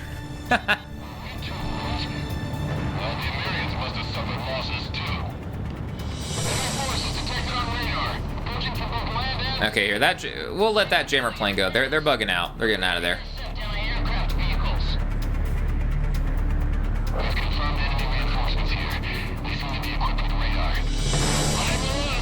Fire away. Target hit.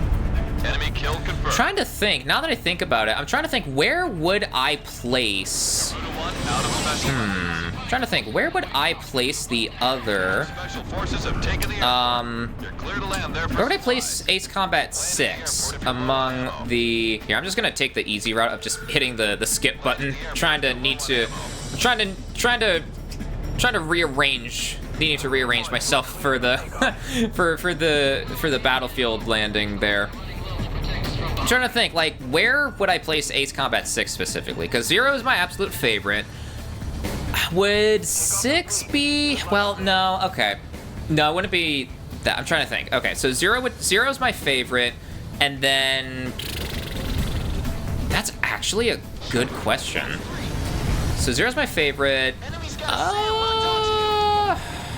Enemy tank destroyed. God, it's actually difficult for me to think of what number 2 would be. I would say Do I want to say 7 is my second favorite or 4? I don't know. Right now I'm thinking either Ace Combat 7 or 4 as my second favorite. I don't know. Let's just say for now, let's just say 4 as my second favorite. I'll see what I think as I'm like going down the list here. Watch out! Second favorite would be 4. Then I would say, I guess it would be easier. It'd be easier. Good going, Shamrock. It'd be easier if I like saw the covers of each of the game titles. I don't want to switch the stream over to like a tier list kind of stream though of like which Ace. I mean, I guess you know what would be easier is like, yeah, actually now that I think about it, is like it being an A tier game or an S tier game or something like that. Like Ace Combat 6, for instance, I would consider an A tier game. I would say A tier because of the gameplay. And me personally, I like the dynamic mission system. I've grown to appreciate it more as I've gotten older. Like I mentioned earlier about the whole, like, you know, harsh truth about war that no matter how much of an ace pilot you are, you're not going to be able to save anyone and everyone. And then the fact that, like, Ace Combat 6 has significance in the advancement of, like, the scope of, like, a battle and whatnot, because Ace Combat 6's battles hadn't been this large before. And whatnot as well. 0, obviously S tier for me at least, because it's got such a good combination of like gameplay and everything. Like, I will admit that Ace Combat 7 is the best playing Ace Combat game that we have, but duh, it's like the latest, like Ace Combat, if I could word good, jeez. The latest Ace Combat title with all of the modern day like advancements and yeah, fuck that A10 in particular. I was trying to get the other A10s in the allied attack radius, but nah, fuck that A10 in particular. Get his ass. But yeah, so 0 would be S tier because it has such like a perfect blending of the elements together for me, at least between gameplay, story, music, and all of that. Almost got him. Assault Horizon, I'm just kind of going down the, thank God there aren't hitboxes or collision boxes for aircraft or enemy, like smaller aircraft that you shoot down. We would be dead if that A10 had a collision box to it when it was destroyed. We'd be dead there. So Assault Horizon, I would say, because like the one saving grace that I like about Assault Horizon is that it's got kick-ass music. I'm not the biggest fan, let's just say, of the main gameplay of like the forced hand-holding between dogfight mode and airstrike mode, and how the freedom of being able to pick your aircraft and weapon of choice is restricted depending on the needs of the mission. For example, the one mission where you're locked to only attacker aircraft, the anti-ship mission, you can't take like an F-22 with QAAMs or something. If I want to be able to take a fighter with like air-to-air missiles on the purely air-to-sea engagement kind of mission, let me do that, you know? Please let me have that freedom, Ace Combat, you know? Please let me have that. Not to mention the camera shake. Yeah, I'm neutral on the camera shake personally. I don't mind the camera shake, but at the same time, I do like the clarity of like having the still camera like this. Like how in this game, whenever you get hit by flak, for instance, you only get the HUD shake. You get like the boom and then the HUD shake. The camera itself doesn't like actually shake and vibrate and whatnot. But in Assault Horizon, there's a ton of camera shake going on, especially in the mission where you gotta fight like in the midst of the hurricane as well. Where you're chasing after Markov, and then Illich flies cover for Markov as he's escaping, and then you kill Illich and everything in that in the winds, the windy, it fucking windy in there. With no means of retreat, surrounded by so enemies, and on the because of the music, I wouldn't put Assault Horizon in F tier. I would put Assault Horizon in, like, D tier, I would say. Maybe, just maybe, if someone wanted to, like, argue with me on it, I could probably be convinced maybe C tier, like, low C tier, if I'm feeling, like, particularly good on that day about Assault Horizon. But generally speaking, I think D tier, just because it's not even that it's different from what the norm is, it's that it's too far of a deviation from the core gameplay loop. Because Ace Combat 6, for example, here, this is an innovation of the main, like, core gameplay formula. Because whenever a video game series goes on for as long as, like, Ace Combat has, for instance, right? you are eventually going to get to a point where you have to innovate the gameplay formula in some way. You can't just do the copy-paste thing forever, right? Because like Air Combat, Ace Combat 2, and Ace Combat 3 were all titles spent refining that core gameplay in question. Air Combat being the prototype, Ace Combat 2 being the gameplay-focused entry, and then Ace Combat 2 being the gameplay-focused one, and then Ace Combat 3 Electrosphere being the story-focused one, with Ace Combat 4 being like this blending of elements from the gameplay focus that they learned, or the lessons they learned from the gameplay focused game, the lessons they learned from the story focused game. Ace Combat 4 was like a culmination of that, like a test of all that. And given that Ace Combat 4 was the best-selling title of the franchise up until Ace Combat 7 released, that is a testament to how well Ace Combat 4 was, and I would say they succeeded then. I would say they succeeded. This mission, we're taking the Sukhoi 33 with the rocket pods. I want to be able to show off the rocket pods at least once for a mission like this. And this mission, Siege on Silvat, where there are a ton of like clustered targets on the ground, is perfect for something like this. Listen up. Our forces are surrounded over a wide area. What am I? Yes, the mid 2000s piss filter. Down to each area. Not even Ace Combat 6 can escape the piss filter, even if it's only for a mission. That's right. Our ground unit is on its last legs trying to keep them covered. Reminds me of Most Wanted 05, funnily enough, for some reason. I don't know why that game specifically. But yeah, so back to what I was saying. You need to eventually innovate on the formula in some way, right? And Ace Combat 6 is a brilliant example of innovating on that formula, but not deviating so far from what makes Ace Combat unique, right? Because you have to figure out a formula. You have to figure something out where you can innovate on something to make sure this game is unique and it stands out and it has an identity of its own.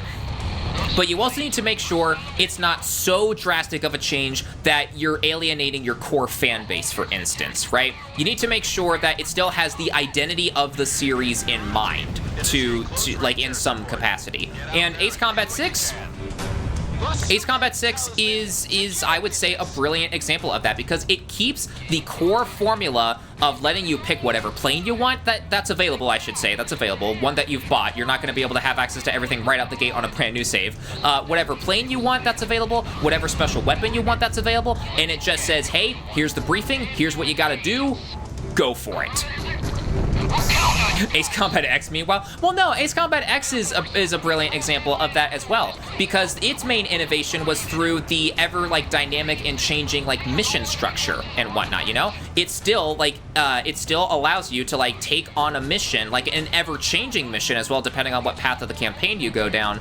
It still lets you pick out whatever aircraft you want and whatever special weapon you want and everything for the mission at hand and whatnot. Meanwhile, Assault Horizon, it changes it too much, because with the dogfight mode and airstrike mode, it's like the game's way of saying it doesn't trust you. Like airstrike mode in particular, the game doesn't trust you with dealing with ground attacking like targets and whatnot. So it forcefully holds your hand when the whole point, like, or one of the main points of an Ace Combat game is the mastery that comes with flying an aircraft for long enough. Like, you know, like, I didn't get to where I am, like, flying an aircraft in this manner. I didn't just instantly start flying very well. It took me my fair share of time before I became good at an Ace Combat game. Before then, I was still, I still went through, like, my growing pains, if you will, essentially. My skill checks, if you will, and whatnot.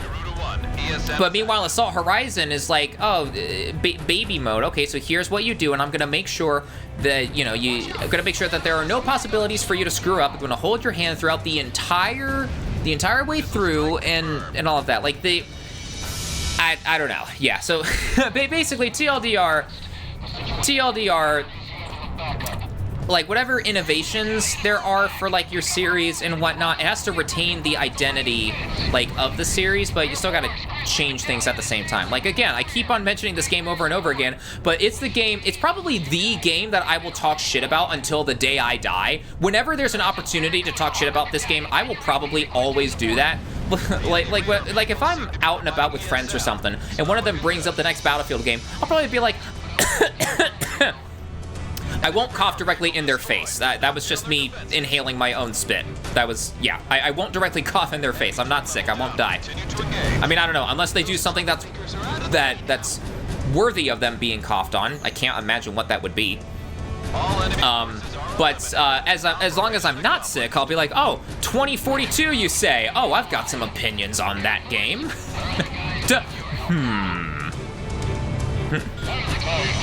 Oh, here, I've got access to allied attack. Here.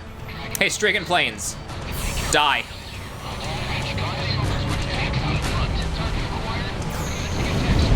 All right, there we go. So yeah, Assault Horizon D tier. Ace Combat 4 S tier. Easily S tier as well for Ace Combat 4. Ace Combat 5? I'm struggling. Do I want to put 5 in S tier as well? I don't know. I'm tempted to say that I'm gonna put 5 in like A tier because it's still a really good game, but there are small little annoyances here and there. Like, for some reason, the targeting system in 5 will love to, like, quote-unquote swap over to the same target that you're, like, trying to actually swap out of over and over and over again. And then I think it's a small downside, but a downside nonetheless, how there's only one special weapon per aircraft, which is why the aircraft roster in Ace Combat 5 is so large. There's like 53, if I'm remembering right, flyable aircraft in Ace Combat 5, and that's because there's only one aircraft per special weapon. They still needed to have their like the diverse special weapon selection available to you. So 60% of our forces. The enemy's on track to take over that runway. Yep. Where the hell is this last enemy? There you are.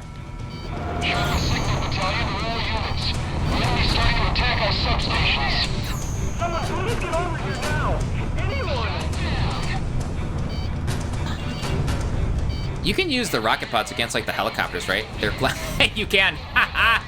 The blast radius of them is so large. The hitbox / blast radius combo.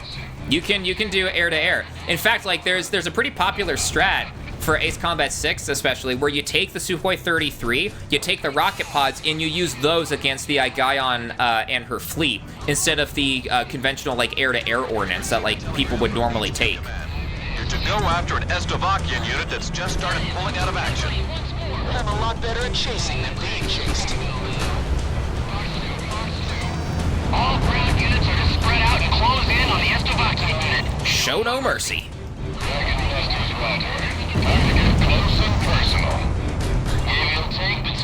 As much as I love Ace Combat 5, I won't deny its shortcomings. Neither will I. Yeah, I won't deny shortcomings either, which is why I'm leaning towards putting it in A tier, not S.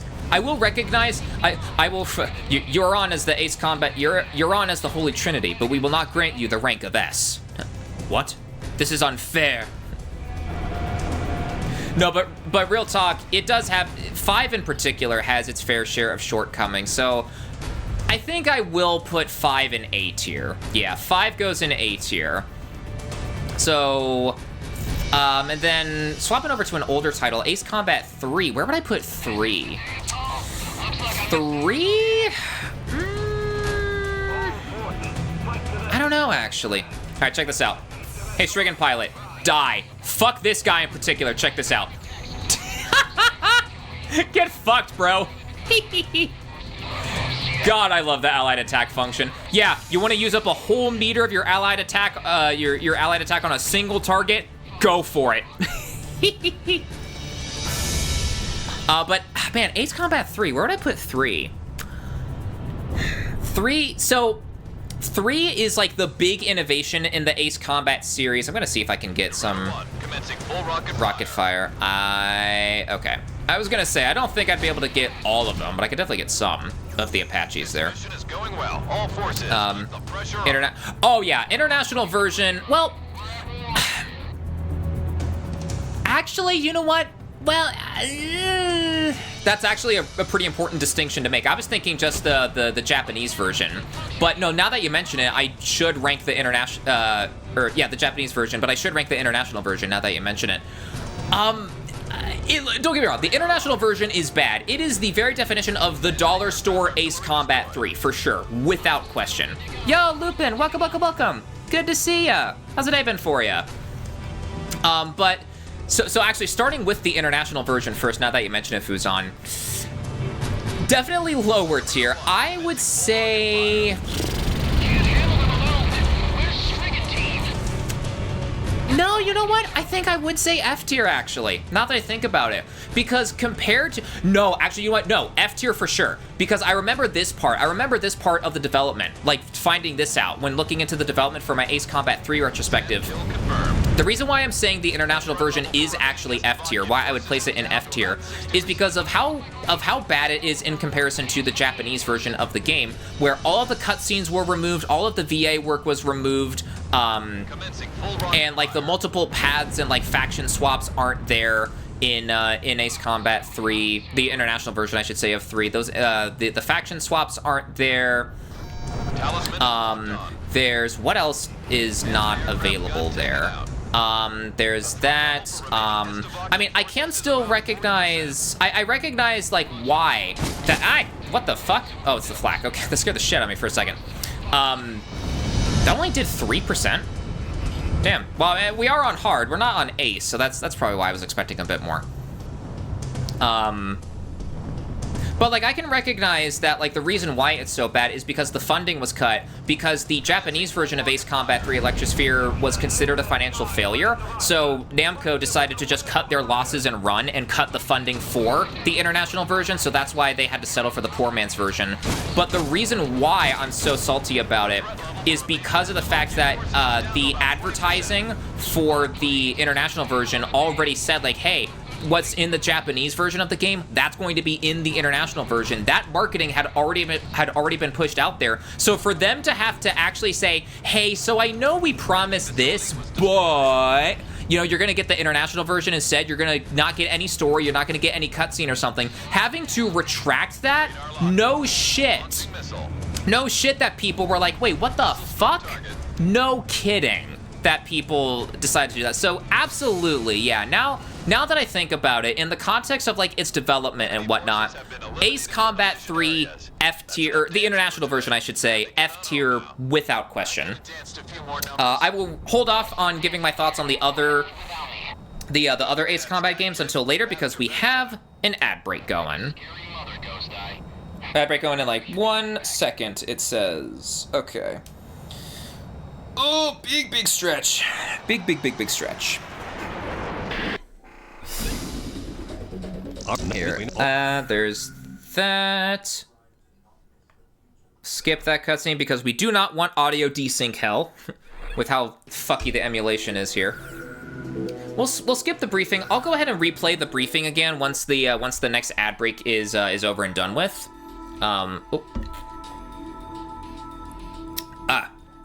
Excuse me. Water is that good shit. But yeah, so what are we on? Mission 7 right now. So, like I said, yeah, we'll get to Mission 9, Heavy Command Cruiser. We'll complete that mission, and then once we're done with that mission, we'll go ahead and do the Ace of Aces version, or at least try to. I don't know if I'll beat it. I should preface this. I don't know if I'll beat the Ace of Aces version, because it is Ace of Aces after all, but we'll see. Okay, so let me, or you know what, I can have this music playing in the background. I don't need to boot up Sortie 1 again. Here, let me get, oh wait, I was about to take my shirt off for free. For free? Let me get the ad break text, there we go. And I'm gonna get up and stretch my legs again and all that, and we will be back when the ad break is done.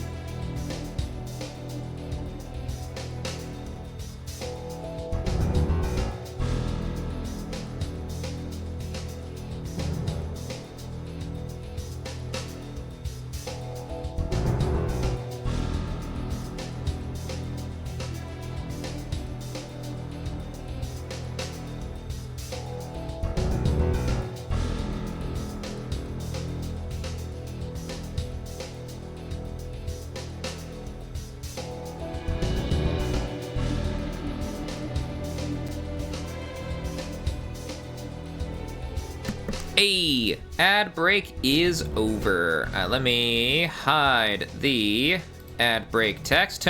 How hard could it be?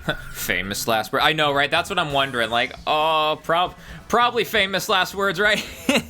That's what I'm thinking. Like, So this one, You know what? I'll take the Strike Eagle here. Garuda team, time to take off. We'll take the cannon loadout here.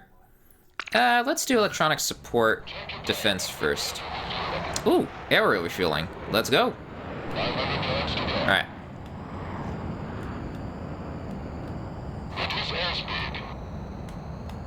Hold on. The thing about any aerial refueling is that I'm always worried that I'm gonna like accelerate and like overshoot in impatience because I've done that before. All right, there we go. We did it. Yay! We did it. Let's go.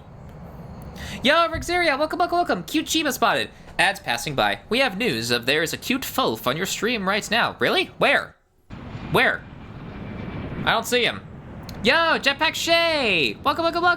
Let's go. Nom, rar. It's like waiting in line for the restroom. All set, Garuda. Wait, this ain't Burnout. JK. Yeah, we are... Oh, you know what? No, okay. I was wondering if this cutscene... No, I forget. It's all cutscenes no matter what. Man, I don't want there to be audio desync. No. I'm still letting this one play out, though, because I love this cutscene.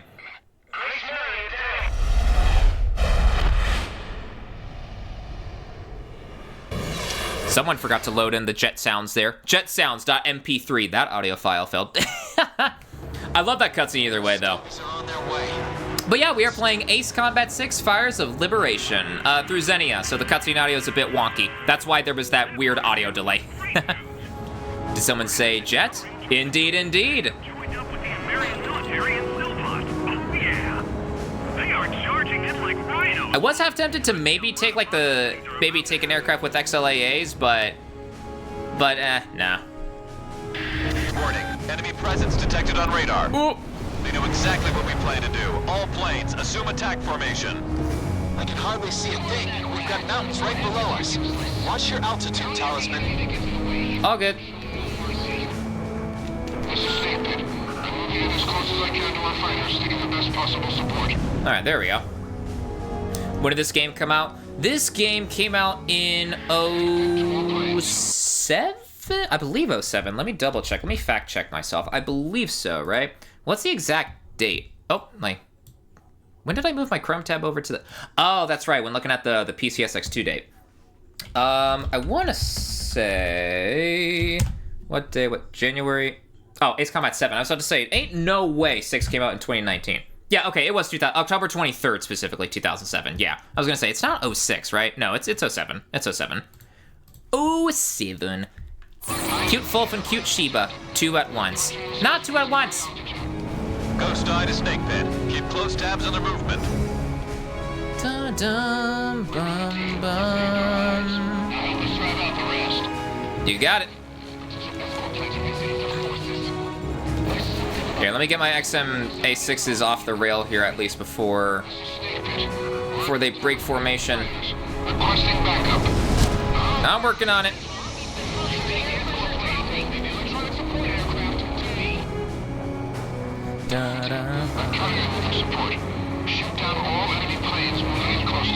You got it.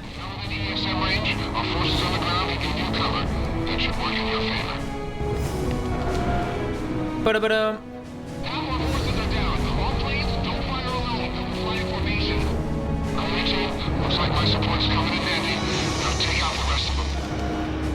There we go, baby.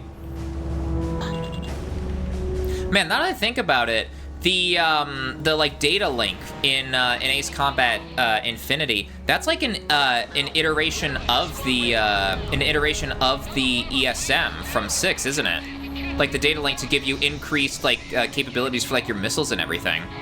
Now that I'm thinking about it. Operation C accomplished. This or Ace Combat 7 better in my... Ooh, that's a tough question. You know, actually, I would need to think about that for a second. Either this or Ace Combat 7.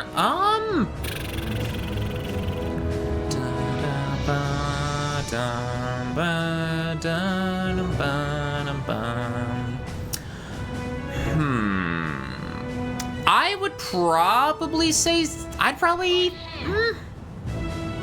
I don't know, I'm inclined to say that 7 is a little bit better, not by like much, because I consider Ace Combat 6 to be a pretty good game. I know Ace Combat 6 is one of the more divisive titles in the Ace Combat franchise, but Take care of the jammers. I think you're caught up in a jammer's web. Fly carefully. things aren't as they seem. Yeah, I don't know, actually. I don't know anything about the franchise. That's fair. That's fair. But oh gosh. Missile and radar capabilities. Watch out. But from like I might need to get back to you on that because whether or not I would consider 6 or 7 better, that's actually a tough question. I haven't really even thought of something like that before.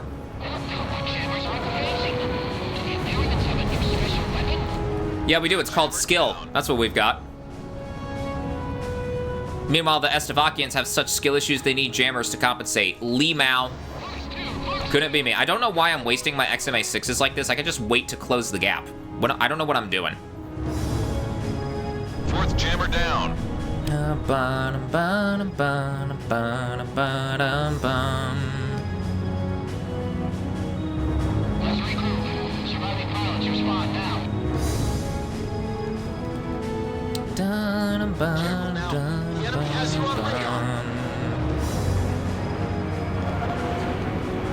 Alright, I know there are collision boxes for the jammer aircraft, so let's not collide into that, right?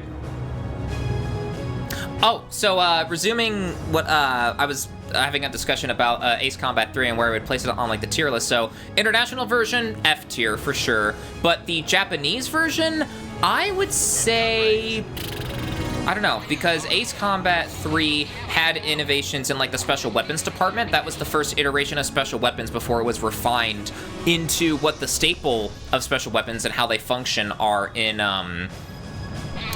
4. I would say like B, maybe? Like a high B? I don't know. I'm hesitant to say low A tier.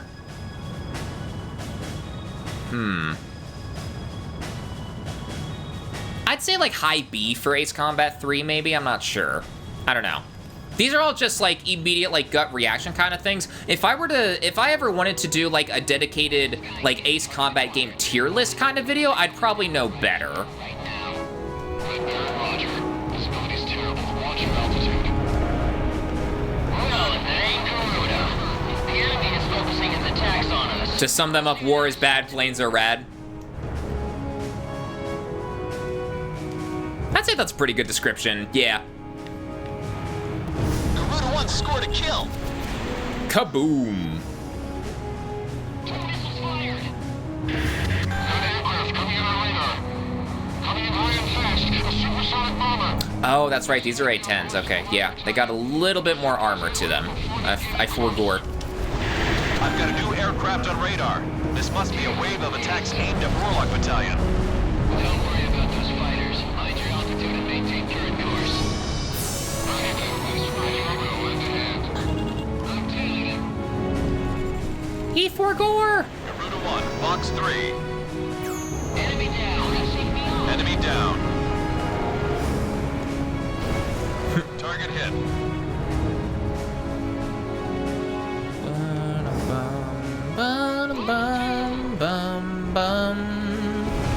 Another one. New aircraft detected. Approaching Warlock Battalion at high speed. More of them.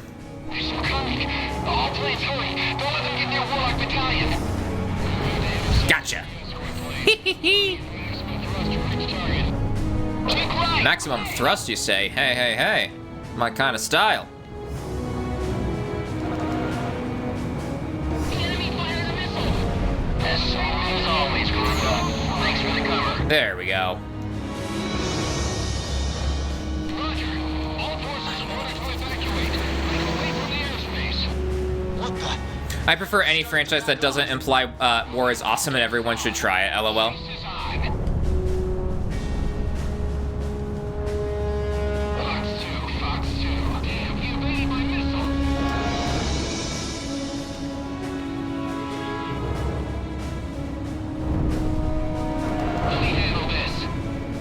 There we go. We got our free FD-14 kills here for a little while before shit gets real.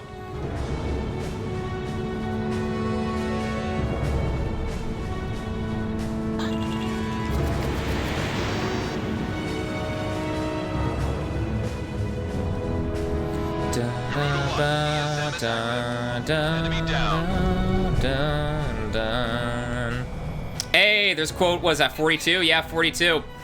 Maximum thrust, my kind of style. December 16th, 2024, Ace Combat 6. That's odd. Multiple small objects flying at slow speed through the airspace. Okay, so here's the thing. Here's something that I didn't really think about until Sly Cooper Fan 1 pointed it out in his Everything Wrong with Ace Combat 6 video. How come our AWACS plane here, in his infinite wisdom, how come he wasn't able to pick up these drones back in Grace Maria, right? Like, why is he only just now becoming aware of them? Because the marker drones would have needed to have been there, right? The marker drones would have needed to be at Grace Maria, and they even show up in the following mission as well. So it's like what? All right, here's where the allied attack comes in clutch. Here's where I gotta actually like dead ass manage my allied attack bar and everything because I don't want to run out on my allied attack gauge here, because they help out a fuck ton when it comes to dealing with the drones.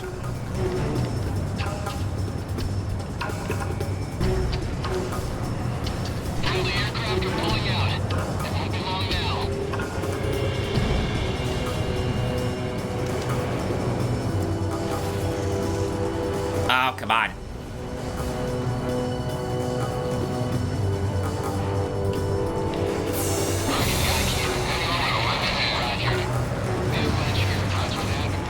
Oh, I am choking. All right, we got at least one. I don't know if that missile's gonna hit, but we'll see. Hey, okay, it did. Nice, good stuff, good stuff.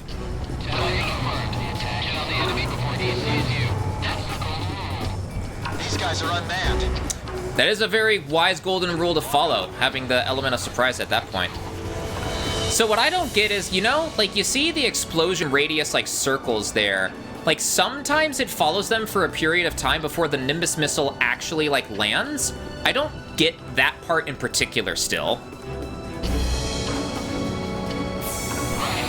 Ooh, there we go. That allied attack net caught a bunch of them. Because, like, the main weakness of the drones here, the reason why I mentioned that in particular, is because the drones are supposed to slow down effectively to a halt when the Nimbus missiles land. So that's, like, the one good chance, I should say, that you have in order to wipe them out. So when you see the like, explosion radius circle of the Nimbus missile, you're expecting them to slow down and present themselves to be hit. But then there are some cases where that, like, explosion radius circle will follow them around still, and, like, they'll still keep flying and the missile won't actually connect. So I don't know if I'm just missing something or if it's like wonky coding for the game. Like, this makes sense right here because there's no explosion radius for the drone here. But earlier there was, and so I don't get it. All right, there we go. Two more, and we got plenty on the attack boost, or the attack boost, the allied attack gauge. Downloading some games in the background, so I'll leave my PC on while streaming, so I'll lurk here. Have a good stream, lurking off to sleep. Alrighty, sounds good, Kira. Thank you for stopping by. Have a good eep. Ooh. Oh, come on, that one? Okay. I have to dedicate a whole nother bar. Is now lurking. There we go. Alright. Have to dedicate a whole attack boost. Why do I keep on saying attack boost all of a sudden now? Dedicate a whole attack bar to this, but fine.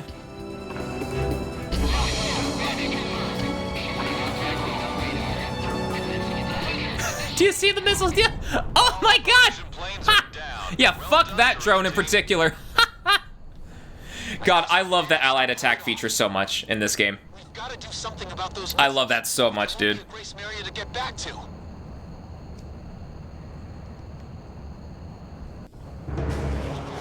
stoked. Dun, dun, dun, dun. Thanks to your great All right. but our unit is within range. Oh, I should have played the or no, I think I did. I probably just talked over it though. Auto saving. Do not turn off the 360. San Loma Assault. It's this mission, and then the heavy command cruiser, baby. And then we'll do the Ace of Aces version, depending on how successful or how poorly that'll go. That has yet to be determined, but we will see. Cruise missiles and heavy command cruisers are all closely related in terms of functionality and have been uncovered as the enemy's secret weapons by our analysis results. We have collected missile and small unmanned aerial vehicle samples, as well as radar records, analyzed them, and came up with the following. First of all, the small unmanned aerial vehicles are operated from long distance and approach their intended targets to destroy them. In step 2, a special electronic signal inside of each small unmanned aerial vehicle is sent to a cruise missile for guidance. And for the final step, the cruise missile that was guided by a small unmanned aerial vehicle hits and destroys its attack target. That is how the enemy's cruise missile system operates. Small unmanned aerial vehicles and cruise missiles So, are both launched from riddle me this: how do the drones not get destroyed in the Nimbus missile's own explosion radius? It would be one thing if the drone were to emit its signal and then get out of the explosion radius before the Nimbus missiles made their impact.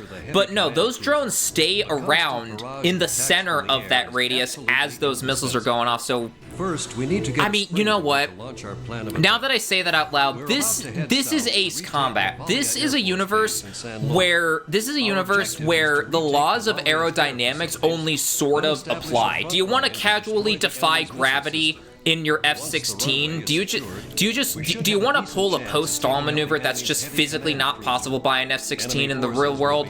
Go for it. Do you want to take a missile in a non-critical area, as Mihai puts it in 7? Sure, go for it. Sure, they'll be ready for Do you want to be an ace pilot flying with just your cannons and not like nothing else? Then yeah, go for it. So I can't say that I'm not surprised. I guess it's just something that I'm thinking about. My suspension of disbelief is being rocked to the core, essentially.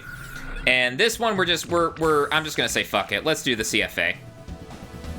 Where all pilots don't suffer blacking out from high G. Yeah, where they don't suffer from a blackout and they don't turn to jelly either. That's the other thing. Like if these were like real G-forces being applied, every single Ace Combat protagonist would be jelly from just the crushing forces of the crushing forces of the G-forces. Operations for attacking the enemy's heavy command cruiser. Wipe out all enemies along the northwest route on your way to San Loma. This is Hammerhead. Moving to destroy all defense facilities along the body route. Destroy all enemy ships dispatched offshore of San Loma. Take out any... Man, you know what I just realized? Okay, so I mean, it's been a while since I've last revisited it again, but a while ago I really got into like the modding scene for Ace Combat 7 because I imported a ton of like the mod aircraft that aren't officially in Ace Combat 7's roster. So like you know, the F5E, the F-16F, and other aircraft of that sort, like the Project Wingman Mark I and everything being in Ace Combat 7 and everything. I just realized I could totally commission like a custom like vinyl or like not vinyl, a custom like skin of like specific aircraft. I could totally do that because like that's a thing. I've seen that on like Twitter, more so on Twitter. I haven't seen it much in the way of Blue Sky yet. But I've seen it like custom like skins for like mods and everything because part of the mods that I downloaded for 7 are extra custom skin slots and everything. So I could totally like commission something for that. Now that I'm saying that out loud, could totally do that. I don't know, just a little realization that I had just now. I don't even know how you get into that. Like how you realize that's even a thing. Like how does one realize that's a thing, one, and then two, how does that, I'd be curious as to like learn how that works. I mean, I'd be able to learn a little bit of it probably because I'd need to know like how the skin files work for like the mods and the, well, I mean for like implementing the mod, I should say, but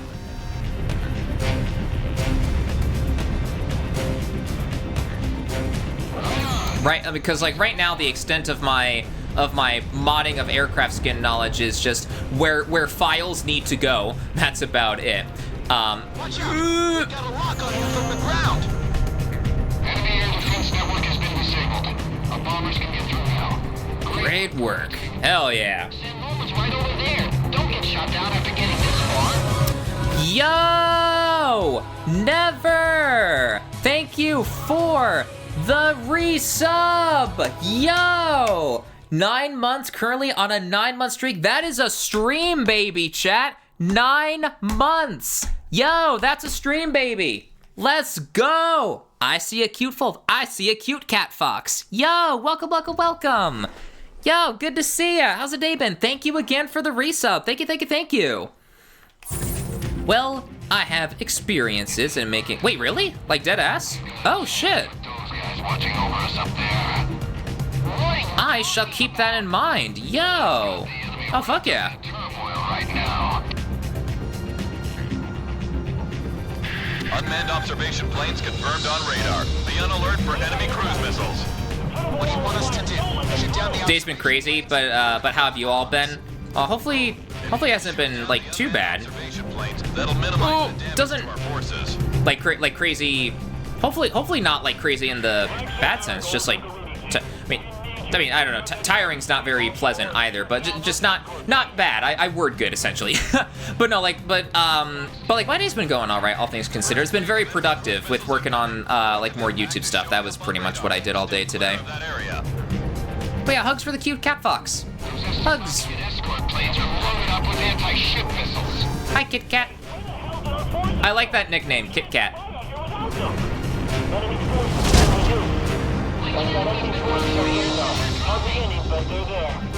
Don't hold back. Kill all the invaders. Enemy plane in gun range. Enemy cruise missile just hit its target. Ah, Squad is in trouble. that went out of range. To safe ground. There we go. Oh, this Apache's screwed, dude. There we go. You just bailed out. I want to survive. Keep your eyes glued to that radar. Enemy forces have disappeared from radar. Delivery team, thanks for that outstanding cover. No problem, Marigold. To attack the formation.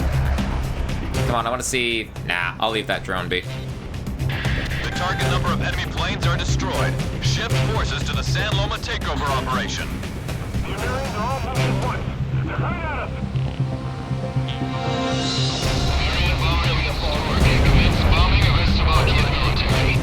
This is Marigold, commencing fire. Take the sequence. We are the last protectors of this city. Marigold, my beloved. Destroyers. Shoot down the Lemurian fighters. We must find a way to defeat them. Don't rely only on us. Stovies are occupied with the sky. Now's our chance to break through. You're nuts. I don't care anymore. Marigold, acknowledging your support request. This is Sky Kid Flash Attack Frequency, Roger. This is Equus. Boom. I have failed. The Lemurian is taken ahead. They're after our Air Force base. Destroying before it falls into their hands. Target acquired. Commencing attack support. Dude, I love the artillery fire from like the Marigold and her fleet and everything. I love that in particular. Just seeing the volleys of artillery fire from your allied support request. That is beautiful, dude.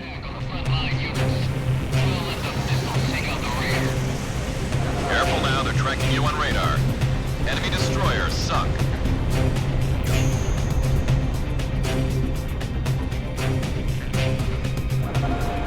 Hopefully I'll be able to get that drone now. Nah, fuck, I spoke too soon.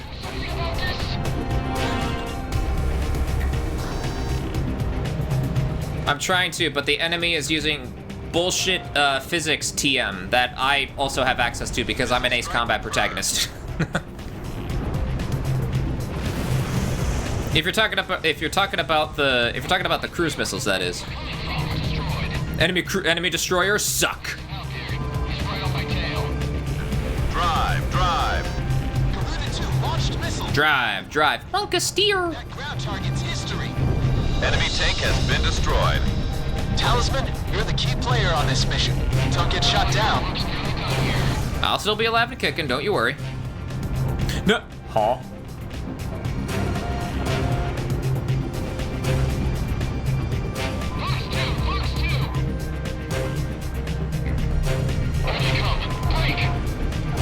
Launching missile.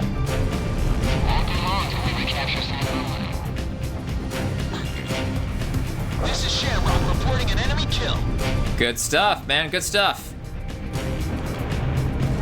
Enemy aircraft down. All targets are almost destroyed. Garuda 1, take care of what's left. Talisman, it's time to finish up. Shamrock, box 2. Let's wrap this up.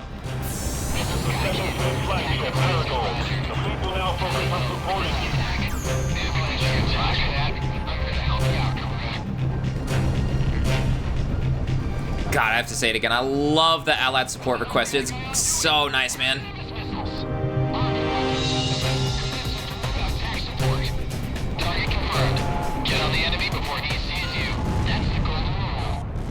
Didn't you say that in the previous? I mean, fair enough. It's good. It's good to have a reminder. Yeah. Taking over the city of San Loma. Woo! We did it. When we get back, drinks are on me tonight. Talisman, we just took control of our airport from the Estevakians. The battle for Ameria has just begun. Now that we've accomplished this mission, we have a good chance of taking out the heavy command cruiser. Oh man, the mission that started it all. The mission that's the next one here that we're about to do. The mission that made me appreciate and love the idea of like these airborne like aerial warships and everything. I fully credit Ace Combat 6 here.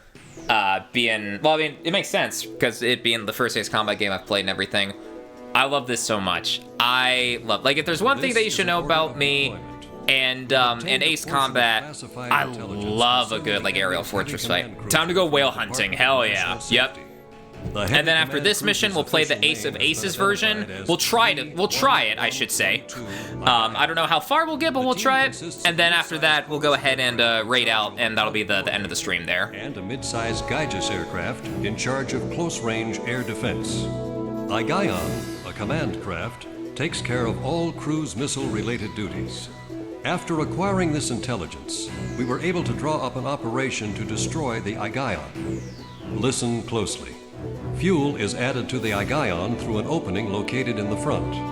Multiple tankers must make their way to the front of the Igaion for refueling purposes. Once the tankers are positioned in front of the craft to refuel it, the Igaion's radar signals are temporarily weakened. This is where it gets important. While the Igaion is being refueled, its radar is almost completely unable to detect any type of movement in front of the craft. If you can stay on course and maintain a certain altitude, you could approach the Igaion from the air without being noticed by enemy forces. So our best chance of taking that monster out is during its mid-air fuel-up. The Igaion's flight schedule is also included in this piece of intelligence. We'll go over the flight route after our meeting in the hangar. Get prepared at once.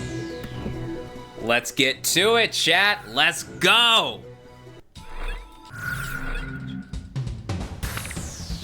All right, and let's take the Raptor here. We'll give Shamrock the Raptor as well here. Let's do it, chat. Here we go. Oh yeah, I forgot. Cutscene audio .mp3, very wonky. Strigan 2 to Igaion. Patrol operation complete. Requesting permission to land. I'm doing improv VA for whatever cutscenes I will allow to play. Igaion to Strigan team. Permission granted. God, and I just love how the Igaion here serves as like a fucking like aerial carrier as well. So not only is it an aerial battleship, it's like an aerial carrier as well, because you can see they're about to land on the runway there and everything. So fucking cool to me, man. And in they go.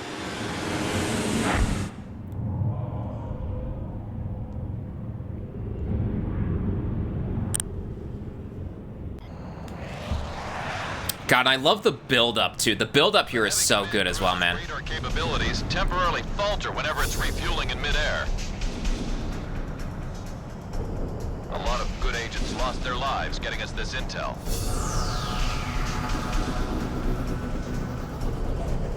Approach the enemy at current course. Initiate an attack immediately after you've made it into the combat zone. Garuda 2, roger. Let's go. Let's get to it.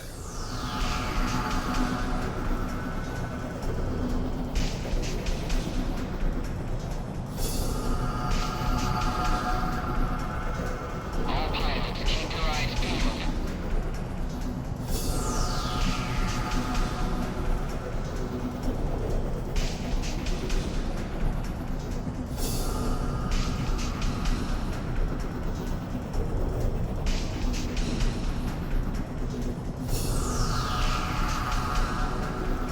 Approaching target. Man, I love the... I mean, I literally said it a couple seconds ago, but I'll say it again here. I love the build of it. You can, like, peek ahead almost, right? Once you're close enough, like, if you have the camera... I mean, I don't know. It could be a Xenia thing only, but... Prepare to engage enemy. Maintain altitude and airspeed. You know, I've never tested before. What happens if you, like, drastically increase or decrease your altitude? Because in the briefing, it was said... Yeah, it's like, you can, like, manipulate the camera there. Oh, we'll pull up there now. There you are. Target. Just stay on that axis. But it said that, like, if you maintain a certain altitude and speed, then you can approach undetected. So I wonder if you, like, go too high or too low, if it'll detect you.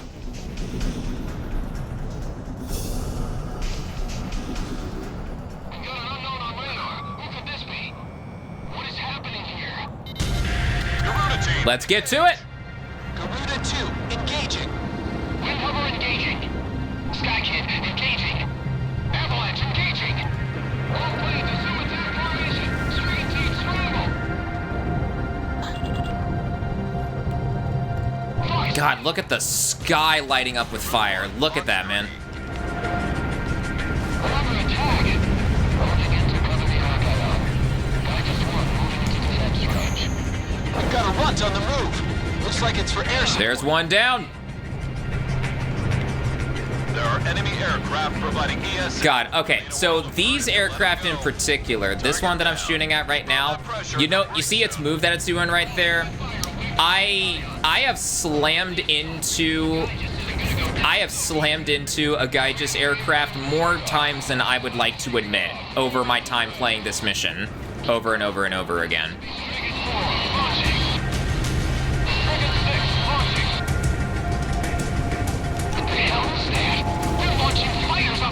And today is not about to be another one of those times. Fuck off.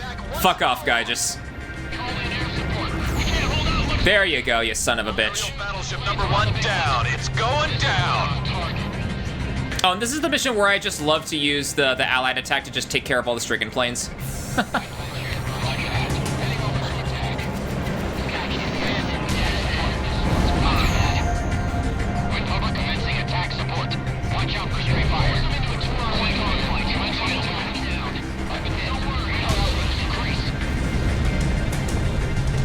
Number 2 electronic support system down. All right, that's what I like to say. There we go.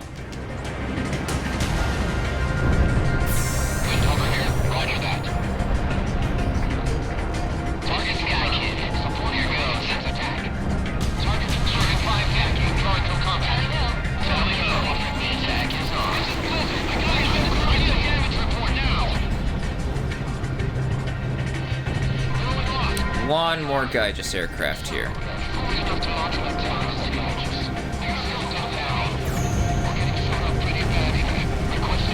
That immediate 180. Oh, so they're a fool enough to launch an attack. Actually, hey, chill. Going down. Chill. Critical hit to the aerial battleship. Enemy destroyed. Enemy destroyed.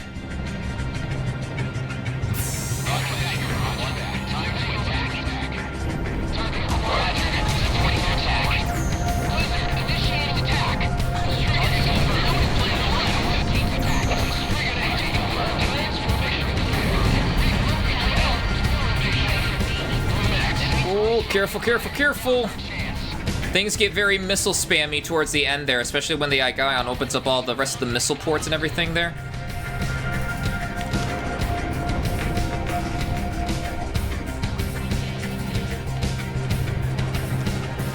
Ooh, tagged him.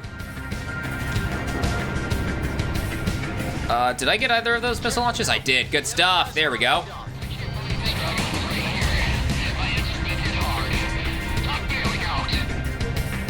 I don't know. I've heard both of the pilots pronounce it as either Strigan or Strigon. Like in Siege of Silvat, Strigon 11, roger. Those two planes are first on the menu. Versus like Strigan. Oh yeah, we did go out far enough. Yeah, if the whatchamacallit, if you go far away enough from the Gaion, that's when it either launches its Nimbus missiles, and then towards the end during like the last phase, they bring it out as well. Yo, Elijah Drago, welcome. Good to see ya. How's the day been for ya?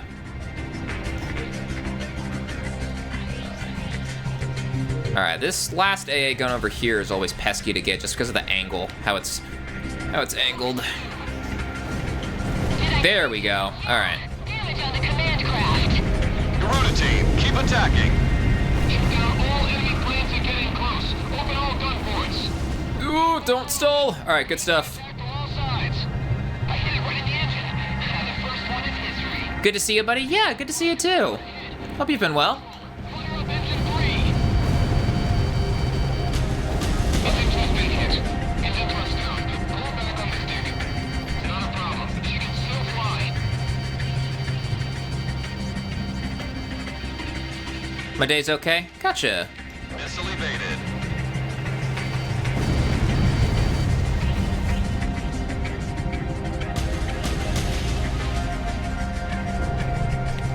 Fox 2.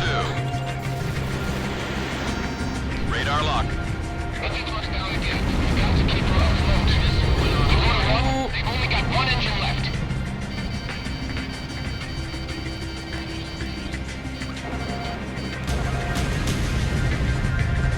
All engine units destroyed. The heavy command cruiser's taking a major blow. Garuda team, you almost got her. We've got to destroy that heavy command cruiser. Try attacking its intersection from Oh fuck. Oh, that's a lot of missiles. Oh my god. Why does the Gaion suddenly want to become Project Wingman, a late game conquest run of Project Wingman? Hello? There you go.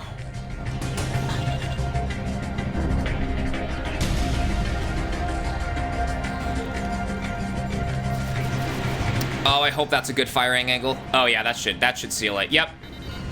Boom, there we go. Launch Nimbus. Continue attacking.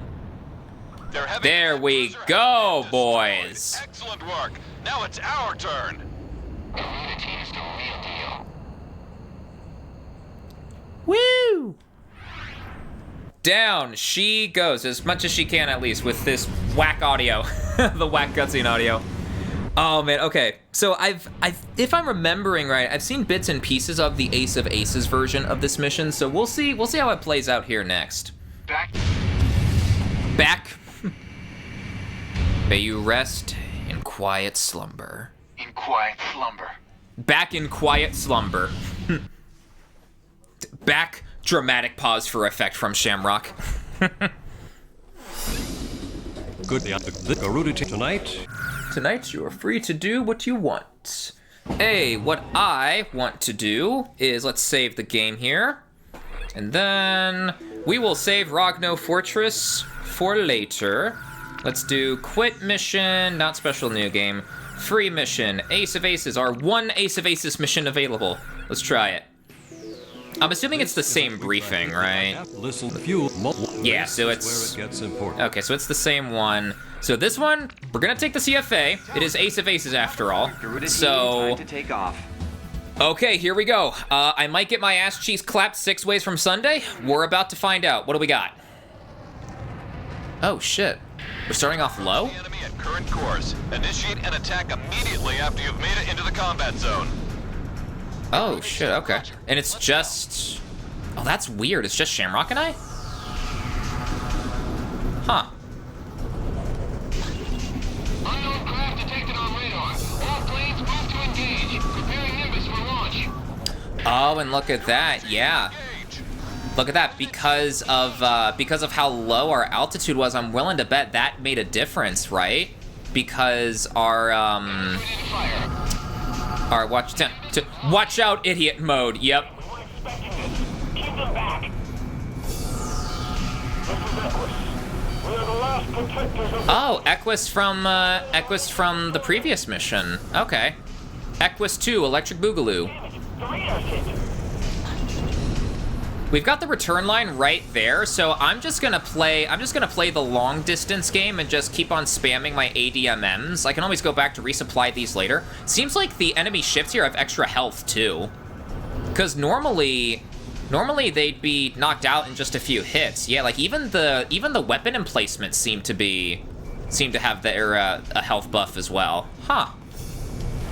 Drive, Monka steer. Enemy destroyer sent to the bottom. All right, well there we go. Fire, come on. Careful now, they're tracking you on radar. Oh, no shit.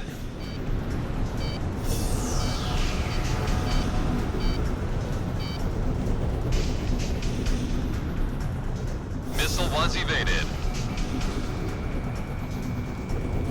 Garuda 1, drive. Yeah, damn, they are beefed up, jeez. Captain, we're about to capsize. Send out the evacuation. Alright, we're chipping away at them slowly but surely. So yeah, I do wonder then. I don't think I completed this thought from earlier. I do wonder then, if you were to like decrease or increase your altitude drastically, would you get detected early on? I wonder. Might be something for me to test out later. Here, we can go in. This destroyer doesn't have its missiles, so there we go. I mean, in all fairness, its gun could have probably still tore me to shreds. But like that destroyer right there is completely butt-ass naked without any sort of like anti-air. All right, there we go. Incoming missile. And we still have a whole. We'll have to do this without ESM. Roger. All right, Shamrock, get after that guy. All right. So now the enemy air force. You spent your entire ADMM burst on a single guy? Drive. You know what? I can't talk shit. I've done that before, actually, Shamrock, so you know what? Never mind. You're fine. You're good.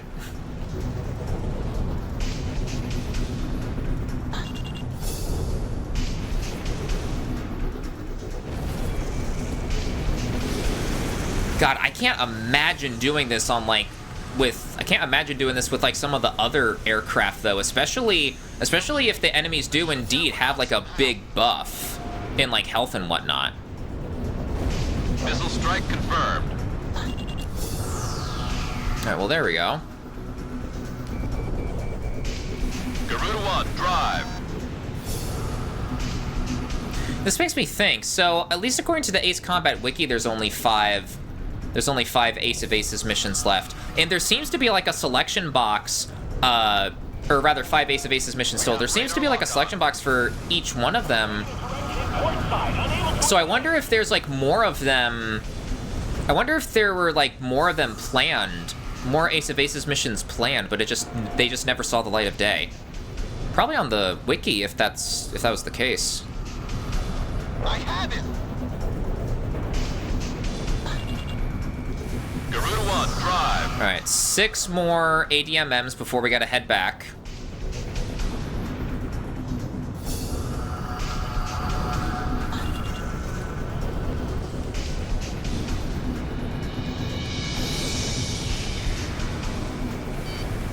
Missile, break!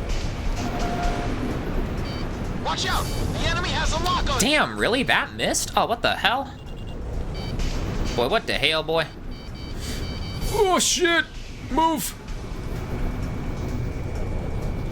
Garuda 1, drive. I've got a lock.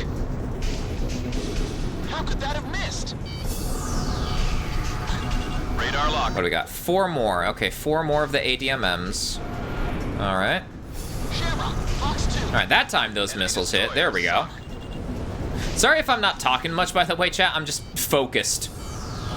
Focused between, oh god, dodging the Nimbus And keep a track. This is Ace of Aces, so I presume it's a single instant, like, knockout hit with a missile, right? I'm hit, but it looks like I'm still in this one. Shamrock, don't you die on me now, man. Launching missile. All personnel, abandoned ship. I repeat, all personnel, abandoned ship. We're going under. I've got lock on. Okay, see, yeah, I don't know if you guys heard that, but I tried to use the allied attack there, so yeah, we don't have anyone else yet. Where are they? Incoming missile. I'm gonna get you. Alright, whoever was in charge of coordinating the arrival of, like, Garuda team and, like, Windhover and, like, everyone else clearly sucks at their job. Windhover, Sky Kid, Avalanche, everyone else is so fucking late.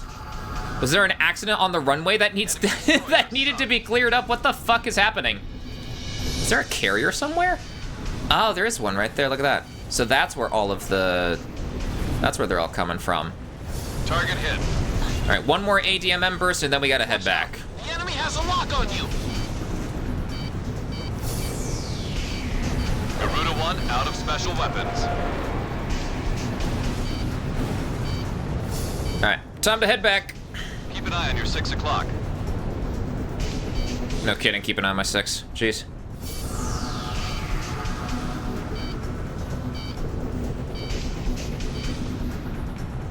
Whoa, watch out.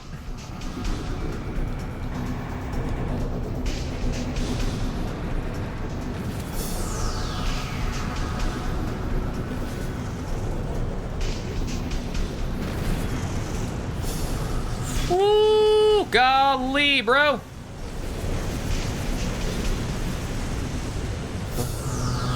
Garuda 1, approaching the return line. Maintain your current heading to return to base and resupply. All right. All right. We're just gonna skip. I'm not taking my chances with a carrier landing. No, thank you. I mean, I've done one before. I did one earlier with Bartolomeo Fortress, so I can do it.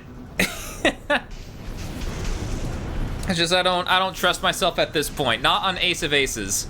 This is already taking much longer than I anticipated, just from the sheer health of the naval ships down below.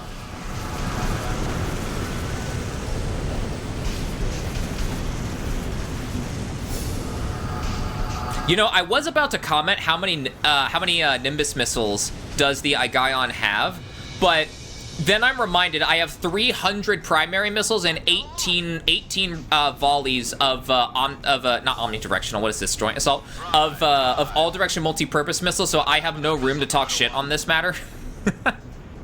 How could this happen? Equus, we're counting on you. There's been a large explosion in barrier D2. Block C-17 have gone under.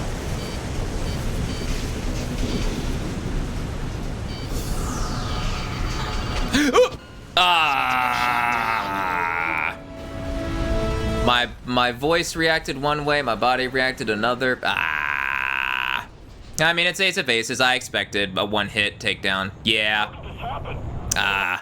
Okay, hold on. I want to try something. Well, okay, so to swap special weapon, I'd probably need to quit, right? Hold on. I want to see, can we get better results against the ships with the railgun? I doubt it. I want to try it, though. Hold on.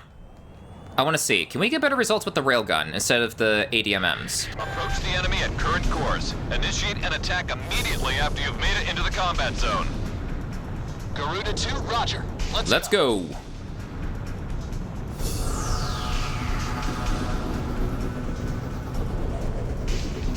Unknown craft detected on radar. All planes move to engage. Preparing Nimbus for launch. Alright, so how much damage does this deal to the destroyer?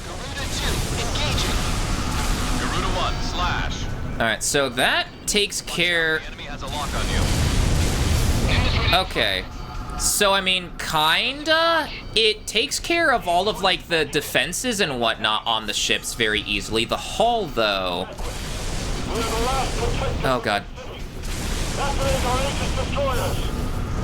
The hull is a different story, so...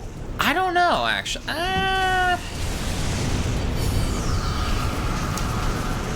See, I don't know. I think I would want to stick with the ADMMs just because you're firing, like, you're facing against, like, the missiles head on, so I don't know, actually. Lock on. Garuda 1, destroy enemy aircraft. So it's more. I mean, I don't know actually. Ooh, careful! Let's not get hit by another missile. Yeah. Well, that and you burn through your EML ammo a lot more here as well. So I'm already down to like one more. So in all fairness, you can strip each ship of like its defenses and whatnot very quickly. Garuda 1 out of special weapons. So here, let's head back. I guess like an EML opener maybe, and then the rest? Because a lot of those are just kind of sitting there now. One downside that I'm seeing though is, oh god, is with the EMLs, you have to get up close and personal, so you're really pushing your luck against like the missiles, especially since you're the only target in the vicinity. They can fire like multiple at you, so I don't know. Huh. Garuda 1, you're approaching the return line. Maintain your current heading to return to base and resupply. Garuda 1, commence carrier landing. You know what? I'm gonna swap back to the ADMMs, I think. I think I like the ADMMs a bit better. Granted, it's not like as fast. It chips away at like the defenses more so, at the defenses in the hull more so than like the EMLs do, but at least it's not as risky of a play with the ADMMs, because you're able to have some range. It's more so just a matter of dodging the Nimbus missiles only, rather than the Nimbus missiles and like literally everything else as well. So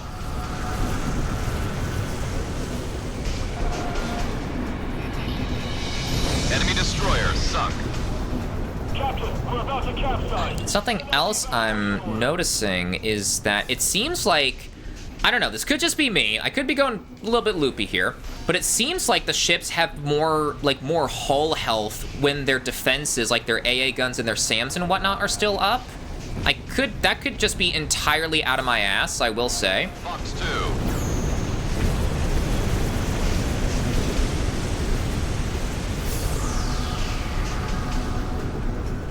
But if I'm feeling like, yeah, because that's another volley there. Here, let me get the... Take out that one and run. Missile struck target.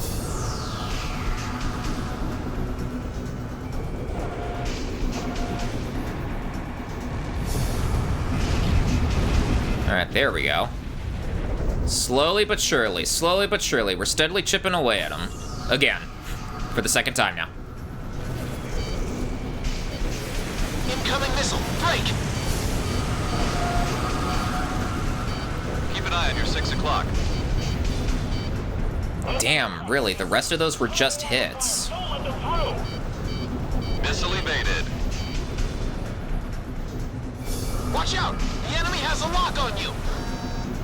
My missiles did, but... Oh my god. Yeah, that can happen too. So your targeting system can end up fucking you directly in your ass. And like your targeting system will completely deselect all of your targets, so you can waste an ADMM volley, like what just happened there. I forgot that's a thing in this game. Yeah. Well then. I mean, we have the return line, so it's not a big deal, I guess, but inconvenient more so than anything else, really.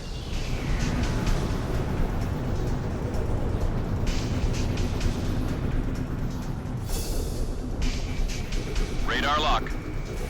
Careful now. The enemy has you on radar.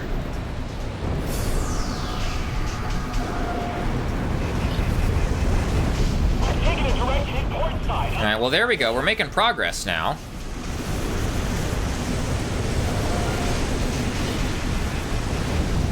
All right, 12 ADMM volleys left. So I think I'm gonna hold off on going back to resupply for now. Just because I want to get closer to... Oh my fucking Christ! What the fuck? What were those missiles? Were those the Nimbus missiles? What was that? Targeting system likes ass. Got it. Closing in. Evade! Oof. I mean, that is very true. Yes, the heat seekers generally go after the heat source of a jet. So, So yes, you can quite literally say that targeting systems do like the asses of things. So that is more factual of a statement than you may think. Alright, we do have another ad break incoming in a little bit. Just as a heads up, I will pause the game once the next wave of ads play, so that way you guys aren't missing out on anything. And we will go from there. It will give me a little bit of a reprieve to come up with a battle plan and to strategize and everything to continue forward from there as well. So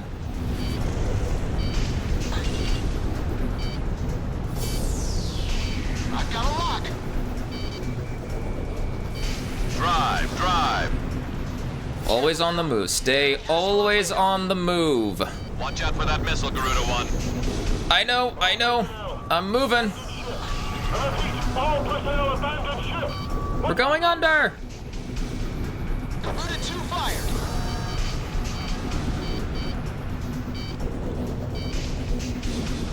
Missile evaded. Enemy cruiser sent under.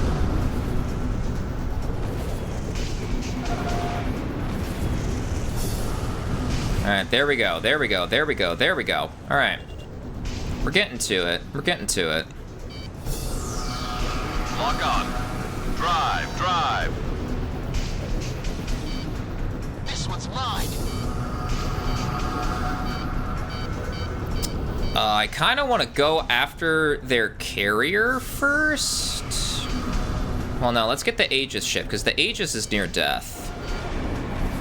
Let's get that first. Okay, there we go. Okay, ad break time. All right, let me get the music going here. Then let me get the ad break text. All right, and as is the case, well, I mean, I'll probably stay on the mic this time to just strategize. Yeah, so destroy the Gaion, Gaijus, Kodos, Austrigan team aircraft. So, I mean, there's not really much in the way of, like, strategizing, I guess, is there? It's just don't die. It's just don't get hit by the missiles. I think that's the extent of the plan. I think that's the gist of what's happening here. Man, though, yeah, that's a lot of threats and whatnot. Man, okay, so actually here, I'm curious. While the whatchamacallit is, while this ad break is playing, I want to know a bit more about, like, were there more Ace of Aces missions? Ace Combat 6, Ace of Aces. Were there more missions planned, or was it only just like the 5 to begin with? A series of 5 downloadable missions for Ace Combat 6, reimagined versions of campaign missions and designed to be extremely difficult. Ace of Aces had to be purchased from the Xbox Live Marketplace and could only be selected from the free mission menu next to the other difficulty options. Let's see. Due to ally support Ace of Aces by a new countercharge system to raise ally support against summon allies that will join support requests. More colored units are destroyed. Say ESM doesn't mention anything. Doesn't mention anything about, like, whether there were more planned missions. That might be something I need to see. That's what I'm thinking. I feel like more were originally planned too, because all 15 missions, like, had boxes around them. So why would there be boxes around missions that didn't originally have any, like, Ace of Aces plans? So, like, I think I'm with you there. Yeah, I feel like there were more as well. I feel like. Oh, big stretch. Big stretch. Oh my god. Oh man. Chat, is it really a good stretch if you're not, like, moaning and like yelling and everything during the my usual go-to words for after a stretch?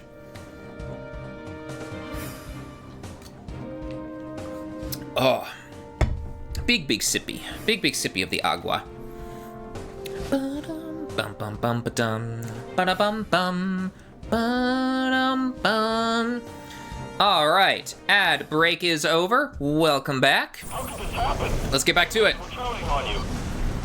A missile! Look out! All right. Oh god. Drive. Here, we're gonna send some more missiles to the carrier there, because the carrier's a beefy boy. All right, there we go. Carrier and destroyer, good stuff. Oh my god.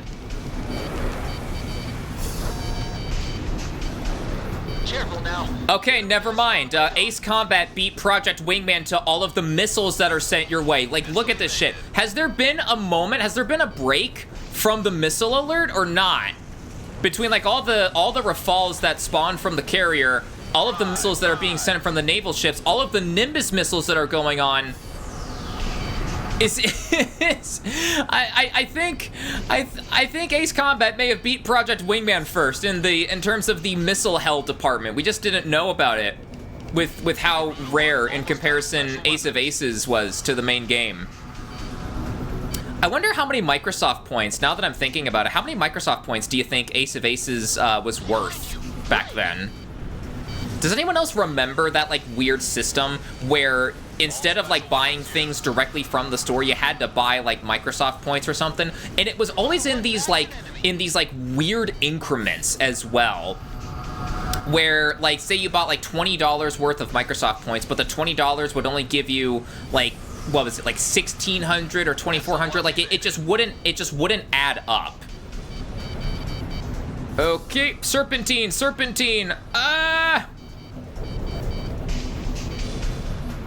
Oh my god. Oh yeah, just weave through the missiles. What are you, nuts? I mean, that's what we have to do at this point, Chopper. That is quite literally what needs to be done. Shamrock, cover me. I think he was already set to cover, or maybe he was set to attack all this time. I don't know. But cover me, Shamrock, please. Hail. Hail.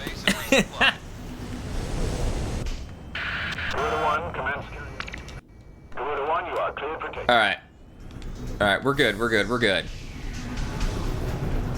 Oh, Shamrock, you're fully stocked on your ADMMs, aren't you? Can you get this group right here? Can you get those guys? Okay, I'll take them out. Alright, cool, thank you. Shamrock, drive. There you go. Now, will they all go after a single target, or are they gonna spread? Are they gonna go after others? Yay, they're gonna go after others as well. Yes, Shamrock, that's how you do it. Good stuff. Look at the range on Shamrock's. Look at the range on Shamrock's ADMMs. When can I get that? Whoa, buddy. Can I? Anybody shoot that plane down! Look at that. Bro, Shamrock has hidden access to the parts menu in Ace Combat 6. What the fuck? Red.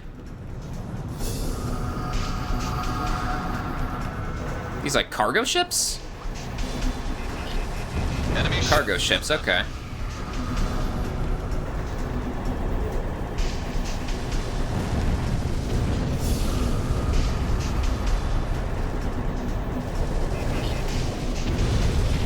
Red, green, red and green. Tis the season.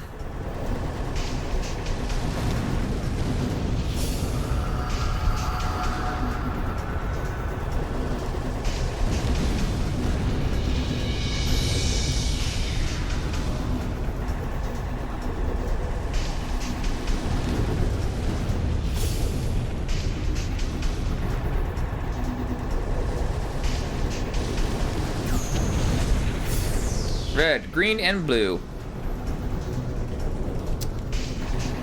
Aw, little tiny little baby man. Little baby man cargo ships.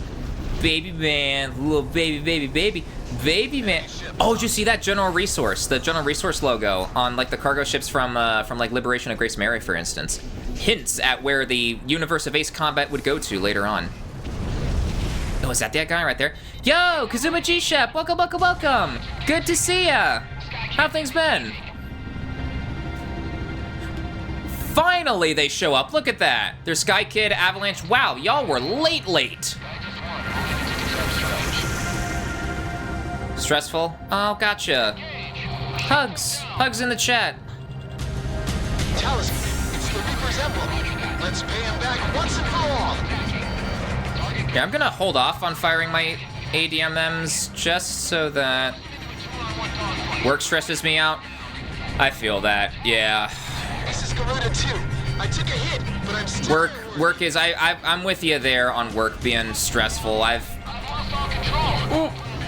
had my fair share of rough days at work. At least for me, like, the stressful days come from, like, just being customers out of nowhere, or when, like, the matrix breaks, essentially, and just, like, small little annoyances start piling up, that, like, all combined. Like, it doesn't even have to be one big bad thing that happened. It's just a bunch of tiny things for me, and then it just, oh my god. And then, yeah, I've had some of those days happen.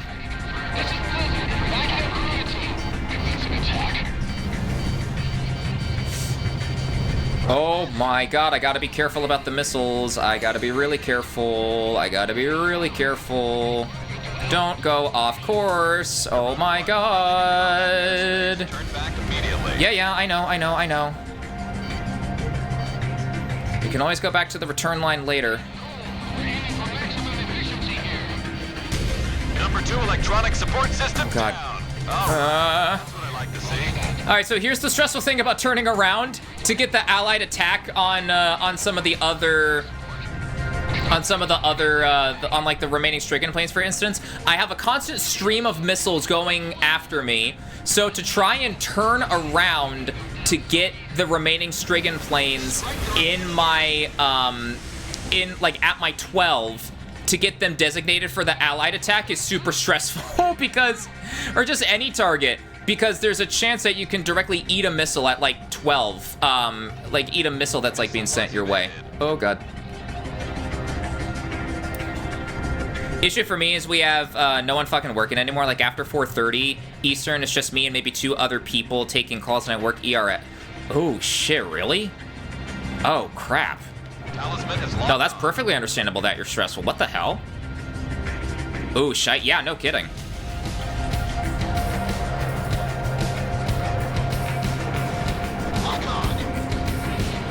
Keep moving, keep moving, keep moving, keep moving, keep moving, keep moving. Oh, fuck yourself. I dinged that engine and you know it, game. These last remaining pesky-ass engines. Oh, don't get caught in the Nimbus. Oh my god. All right, there we fucking go. There we fucking go. We got this, we got this, we got this.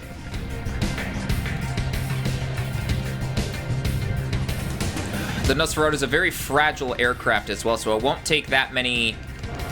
Oh god, won't take that many AA shots, let alone on ace/ace of aces in this case.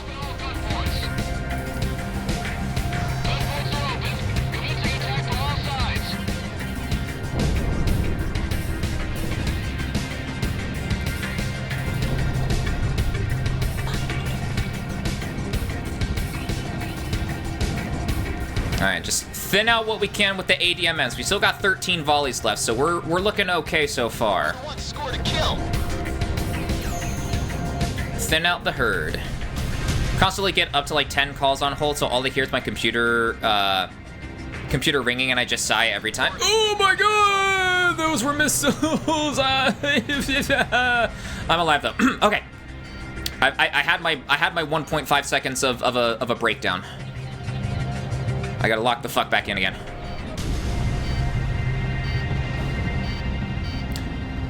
Really wish this game had come to PS3. I wish it did too, man. Because that's part of the reason the Xbox 360 exclusivity is the reason why Ace Combat 6 is one of the lower selling Ace Combat titles, because of its 360 exclusivity. Alright, the 2 front-facing AA guns. Ah, of course.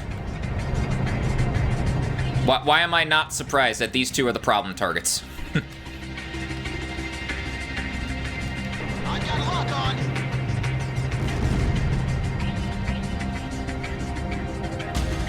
Keep an eye on your 6 o'clock.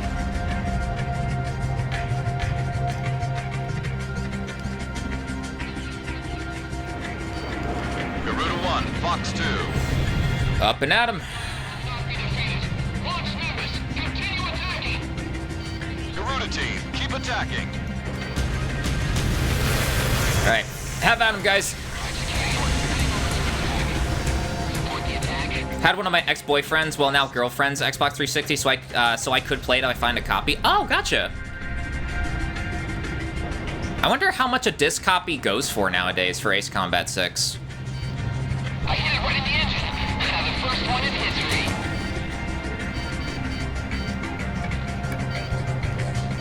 Ass is clenching. I know. Yeah, mine too. Oh, we've come so far. We can do this. Missile evaded. Griffiths? Wait, like Ace Combat X? What?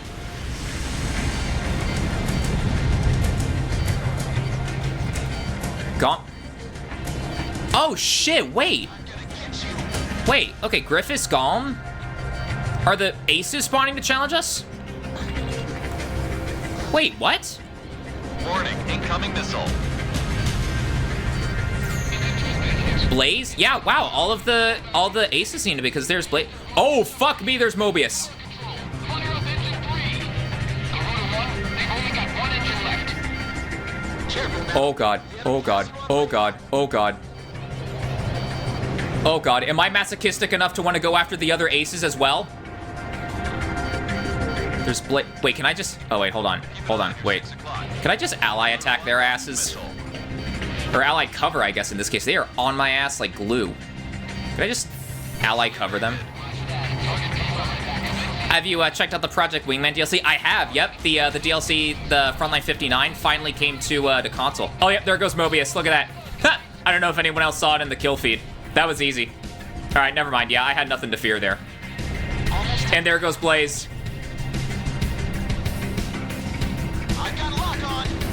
Came to PC and I played it. Nice. What did you think? Because I was able to get it on my PS5 when the DLC first came out. So it was more so just replaying in my case. Yellow 13 and Yellow 4. Oh shit! Look at that. 13 and 4. Eject Yellow 4. 13 here. Did anyone see 4 get out? Fucking loved it. Nice. Fuck yeah, dude. What was your favorite mission out of curiosity? Because my favorite's the last mission where you go up against Faust and the like the big aerial battleship there. Oh, Griffiths is still alive. I didn't even see. Jose did so fucking good on that. I know, right, dude? Jose Pavli, that's a missile. His best work has been Frontline 59. His best work yet, absolutely. Did that mission in VR. Oh, dude, that's so cool. Because I got a chance to do it on PSVR 2 as well, so... Oh, that is sick, man. Dude, I mean, I don't even have to imagine it, because I did it with PSVR, the PSVR 2 on my PS5. Like, dodging all of the laser fire during, like, the 3rd stage and everything with Faust. It's... Oh, dude. The heavy command cruiser's taking a major blow. Wait, update. You almost got her. What do you mean, update? Oh, fuck me, Pasternak? Hey, buddy, what are you doing out here? Who is this? Can we just ally attack your... Wow, that music is actually really loud. Hold on. Let me bring the volume down a little bit for you guys. Talisman. Did it with a VR and a hot ass? Nice. Oh, and of course the UAVs. Oh, fuck me. Okay. Oh, you know what, actually? No. Well, fuck. Would I even be able to make it to the return line to swap out to EMLs? Oh! Yeah, and here comes the part that's a pain. It's not missiles you gotta look out for with the UAVs. It's the fucking, cannon rounds from the UAVs that are chasing after you. That reminds me, I still need to get around to making my,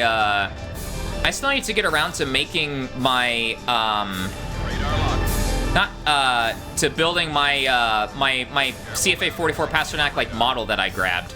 It was such a rush. Hell yeah, dude. Oh god, here come the ADMMs. Oh shit. Pasternak, why you running, bro? Nah, get back here. Why you running? Yo, Pablo Blues 21. Thank you. Thank you for the follow. Yo, welcome on in. You need to build... Yo, Heine, why are you spawning... Not spawning. Why are you... why the skibbity emo? What is happening? Also, that tunnel run for, but good to see you, Heine. Welcome, welcome, welcome. Also, that tunnel run for Mission 4 was crazy. Dude, okay, so here's my like theory as to what could be happening. The tunnel run for Mission 4, here, let me bump up the audio, actually. It's a little bit quiet. I course corrected too hard. There we go. Okay. But the whatchamacallit? The tunnel run. The reason why the music. Oh my god. Fuck me, dude. Oh my god. I don't know if anyone else saw it. That was close. Oh, and these UAVs are probably infinitely spawning too. That's the thing that really sucks. No, I need the railguns. I can't do this with the ADMMs. I need the railguns. Okay, nope, to the return line we go. Keep an eye on your 6 o'clock. Cover me, guys! Just until I can get to the return line here. More like thunderous thulp. Yo, Take Facts, welcome, welcome, welcome. Good to see ya. Okay, but back to what I was saying for the tunnel run. I think the reason why it's so energetic and like upbeat and everything is because Driver is genuinely enjoying his time. Like he's having the time of his life there. Meanwhile, if you take a 2-seater, so if you take the FD14 or the SK25, if you take that, then IT in the back is just freaking out, losing her mind. Shit. Nope. Just let loose. I don't give a fuck about accuracy at this point. Shamrock, don't you die on me now, man. Don't you die on me, dude. Oh yeah, the Wizzo flipping out. Skibbity full Heine, what are you typing in my chat? Calling you an asshole for, yep. Why did you bring me for this, asshole? There was no goddamn reason you needed me here. Yep. Ah! Okay, 39. We can deal with 39. We can deal with 39% damage. That's good. That's the first hit we've taken all missions, so we're okay. We're okay.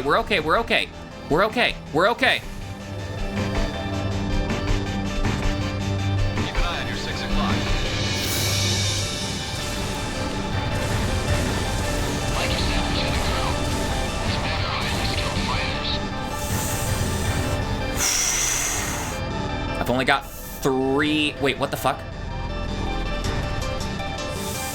I've only got 3 left. Okay, I'm gonna head back to the return line again.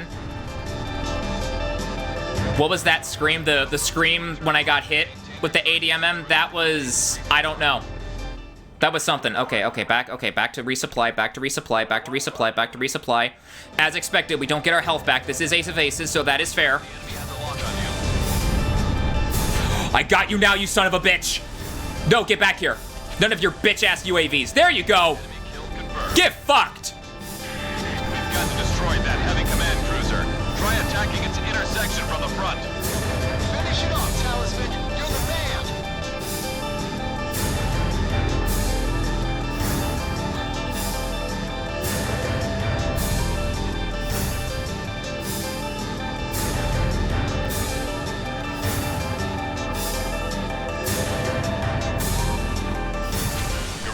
Firing EML. Oh, it's just that fucking easy, chat. It's just that fucking easy. Their heavy command Oh my god. I am going to exclamation mark come at this point, Heine. Oh my god. That was good, dude. Oh. Glitchy ass audio aside, we're letting this one play. We're letting this cutscene play. Whoo! Oh, baby, we did it. Whew, back to the sea you go. May you rest in quiet slumber. Ooh. In quiet slumber. Ooh, man. Though I took the F-15 my first flight, then I ended up taking the VX-23. Oh, big stretch. Whew. Oh, and we S-ranked it. Oh, look at me go.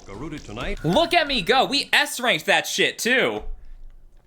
Oh, fuck yeah, dude. Whew. All right. Oh, we did it. That was stressful. Like as soon as I got hit by that first ADMM, I was starting to sweat a little. I won't even lie. I will not even lie, I was sweating a little. One little thing that disappointed me with the DLC. Oh, what was that? Oh, big stretch. Oh my gosh. Oh.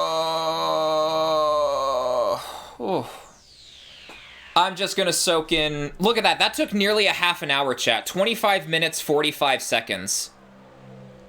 Oh my god. Sweaty fall sniffer. Final Fight didn't have anything special for mercenary mode. That's the one aspect. I agree. That's the one aspect that Frontline 59 is lacking a little bit in. Like Crimson 1 did. Yeah, because Crimson 1 has the XPFs, I think. Those are the other planes. If not the XPF, then like other planes that spawn in with him. And then yeah, like you can make a DIY version of it by enabling double time, which doubles the enemy spawn rate. Like you can do double time and then botched requisition to give each enemy an extra lethal attachment. You can DIY mercenary mode that way, but there's no like built-in mercenary mode for Frontline 59 like there is with the main campaign. I mean, aside from Thornrose Gang at the end of the first mission, because they by default have like more capabilities, I think, if I'm remembering right. But for everything else, I think it's just essentially the same. Whew. Oh, okay. I'm going to bask in the victory of this for a little bit. Oh my golly goodness. Whew. Basking in the glory of my well-earned victory. Oh, all right. Oh, basking is done.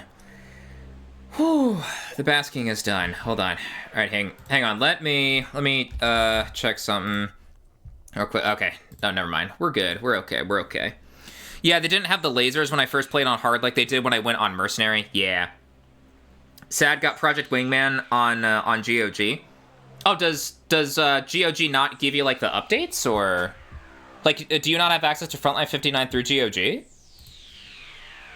Here, let me get my Twitch page up. Let's see who is live at the moment while I chill for a little while longer. Frontline 59 isn't on GOG. Oh, no, what? Ah, man. So there's just no Frontline 59. Okay, it is okay, it's coming. Okay, so that's good at least. Oh, that sucks though that it's not available like right at the moment though. Ah, man. I mean, as long as it's coming at the end of the day, though, that's the thing, though, at least, so. Whew. Alright, chat, I think right now is a good point to, as long as it's coming, browse, hey. I think now is a good point to, or, well, I don't know, actually, what time is it? It's 9:30... Stream Element is timed out for... Stream Element is timed out, Heine, for 10 seconds. Nice try, Heine. You're not... No. For 10 seconds, the lul. Lul. Oh, man. Man, you know, actually, okay, so it's 9:30 right now. Actually, you know what? Let's stay up for a little bit longer, actually, because I'm thinking, let's raid Jal. When Jal goes live, let's go ahead and raid him again. Jal normally goes up at around 9:30 to, like, 10, a little later, somewhere around there. So, actually, you know what? Change of plan. What do I want to do for the next half hour, though? That's the other thing. Oh, you'll be awake. You'll be awake till 10ish. Ah, yes, that's right. Totally on time. Never late streamer, Jal. Can't believe Jal's so late. Fucking late streamer. But what I want to do for the last. Decisions. You know what? Actually, hold on. I have an idea. Is there such a thing as an Ace Combat game tier list? Because I was mentioning, so I made my Ace Combat games tier list community rankings. I guess go to template? Ooh, here we go. Okay, chat. Actually, okay, I figured out what we're gonna do. For the last half hour or so. Okay, hold on. Let me get this pulled up. Hold on. Let me get this pulled up here. Okay, so go to template. Oh my god, why are there so many pop-ups? No, get out of my face. Get out of my face. Get out of my face. Okay. So, okay. So let me, okay, so here, let me drag this over to the screen here. And you know what, actually, hold on, before I do that, actually, hold on. Let me X out of Xenia here. Let's full screen this. Let's zoom this in a little bit. And let me get the Sortie 1 music going. All right, chat. Assault Horizon SSR. All right. Let's do this. So 4 is top, 0 and 5 are A. Assault Horizon is SSR. All right, so I was talking about this earlier in the stream, like theoretically coming up with what certain, like, here, let me zoom in a bit more. I don't know if you guys can see like the game covers very well. Oh, the ad starts to like clip in, but that's fine. Top podcast, no ads. Very ironic because you've got an ad in my face right now. So 4 for 10, classic roast beef. Hey, yo. Okay, hold on. Why? Can I like? Oh, it's not even giving me the option to X that one out. Boo. Okay. So let's see here. What do we got? Okay. So we've got Infinity, we've got Advance, we've got Joint Assault, Ace Combat 6, 4, 5, 7, Assault Horizon 3. There's oh, okay. So this must be international version and Japanese version. Okay. Assault Horizon Legacy, Air Combat, Ace Combat 0, The Belkan War, Ace Combat X, and 2. This for S tier. Okay, so let's start off with Air Combat, where it all began. So our available ranks are S, A+, A, B, C, D, and F. I think for simplicity's sake, can I get rid? Yeah, for simplicity's sake, I'm gonna get rid of the A+ tier. It'll just be simpler that way. So S, A, B, C, D, F, and then solitary for like absolute dog shit. The Infinity remix of Blue Skies, dude, it is amazing, man. Yeah, it's so good. Have so far to go. Okay, so Air Combat, where it all began. Playing Air Combat is really, really rough by today's standards, but we have to take into account, we have to be generous with Air Combat, aka Ace Combat in Japan. It was known internationally as Air Combat before the name Ace Combat was adopted worldwide moving forward. We have to be generous with Air Combat because it's the very first game of its kind, and even I've described it as the prototype game, right? Air Combat being the prototype game, Ace Combat 2 being like the big gameplay-focused game, Ace Combat 3 being the big story-focused game, and then Ace Combat 4 being the like culmination of everything together. So taking that, like, it's rough to play by today's standards, but because of the legacy that it has and everything, because, like, if we were just looking at it through gameplay standards and, like, how it plays and everything today, it would go in, like, D or F or something like that. But because of its legacy, I'm thinking C tier for Air Combat. Because the gameplay's a bit rough around the edges by today's standards, but it's the very first of its kind, and it's what gave birth to Ace Combat as a whole. So I would say C, the building foundation type of game. Exactly, yeah. Ace Combat 2. Ace Combat 2? You know what? I'm gonna do it. Yeah, Ace Combat 2 is A tier for me. Ace Combat 2 not only improved the gameplay by so much, but it improved the gameplay, like, so well, too. It's like, it is such a big quality of life leap from Air Combat to Ace Combat 2 and everything. It is pure arcade flight action fun. This is the... Oop. Tugged against my microphone cord. Y'all can still hear me, right? Yeah, it seems like OBS is still picking up the mic. Okay, there we go. I actually tugged against my mic cord a little bit, so I don't know. I could be sounding fucky right now. Let me know if I am, and I can disconnect and reconnect.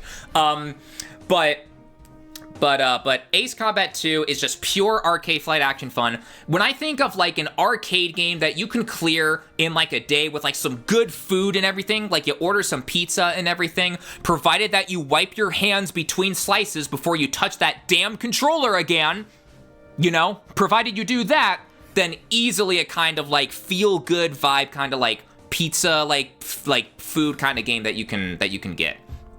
Easily. International version of Ace Combat 3 Electrosphere. Is it worth solitary, or is F? Is F a fine enough punishment, or should it go into solitaire? I don't know. Decisions. Because for anyone who doesn't know why I'm considering the international version specifically of Ace Combat 3 as either F or solitary, why I think it's that bad, it's because of the fact that the international version was shaping up to be, what the Japanese version of Ace Combat 3 was, with all of these branching paths, voice acting, animated cutscenes, and things of the like. But in the international version, we quite literally get just walls of text, which I don't think the walls of text, I've seen some comments on my, I've seen plenty of comments on my Ace Combat 3 retrospective of Ace Combat players in Europe who say that the European version of Ace Combat 3, they don't even have the text walls. They don't even get any context to the story. You know what? Yeah, no, solitary. Solitary now. International version of Ace Combat 3. Fuck off. The Japanese version of Ace Combat 3, though, I would say...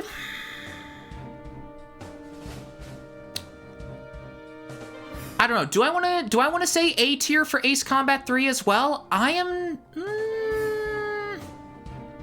Decisions. Also, Newcom is called New Work in the international version. Yeah, that weird name change. I don't know why. I don't know why it's New Work in the international compared to Newcom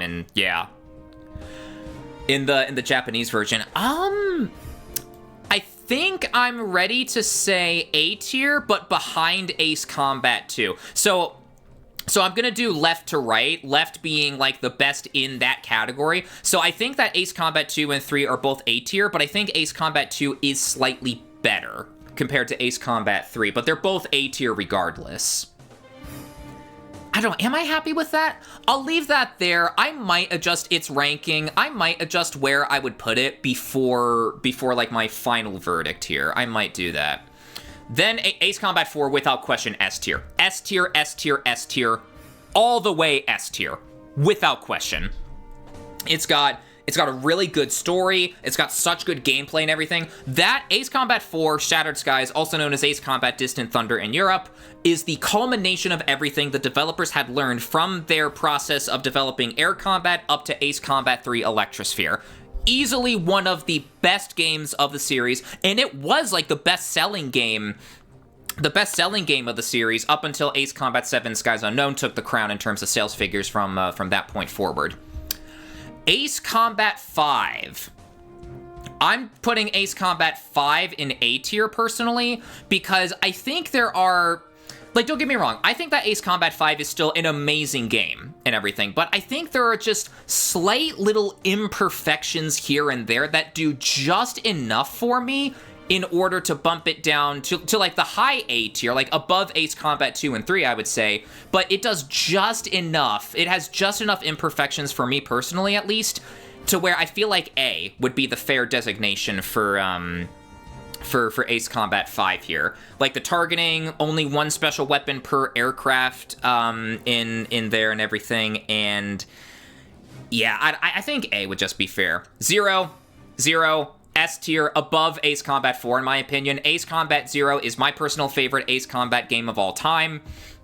So I will admit, I will admit to some bias there with Ace Combat 0 being my personal favorite, but I think Ace Combat 0 has the best, like the absolute best gameplay of the PS2 trilogy. I think it's got a really damn good story and everything. It's got really fucking kick-ass music as well. 0, like the music track 0 when you're fighting against Pixie, Dude, oh, it's so fucking good, dude. It's so good. There's Zero, there's Mayhem and everything as well. The Inferno as well. That scary-ass mission where you're bombing Hoffnung, and then the Belkin soldier goes, abandon Hoffnung. And fun fact, Hoffnung in German means hope, so they're saying abandon hope, this war is lost, it's all done. It's so damn good, dude. So fucking good. Ace Combat X. Is Ace Combat X S tier? I don't know.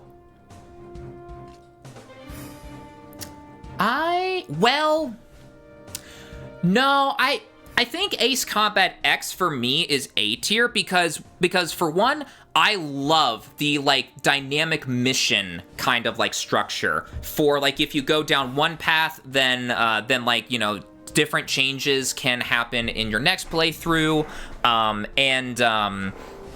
and you're able to like have like a bunch of replay value because of that. So I like that, but you have to keep in mind that Ace Combat X Skies of Deception is meant for the PSP, the PlayStation Portable. And the PlayStation Portable only had one analog, had like one analog stick and like the two like trigger buttons at the top there. So I mean, well, I guess now that I say that out loud, the only real complaint that I have with Ace Combat X's controls is that you would need to use the D-pad for your yaw controls rather than being able to use bumpers because there weren't any bumpers. There were just like the two top buttons. So I mean, that's the only complaint that I have against now that I say that out loud. Because I was going to say that, like, the main reason why it wouldn't be S tier for me was because of, like, the controls on the original hardware, but now that I say that out loud, I don't know. Maybe, okay. Tentatively, I'm going to place it in S behind 4 and 0, because now that I think about it, another plus to X's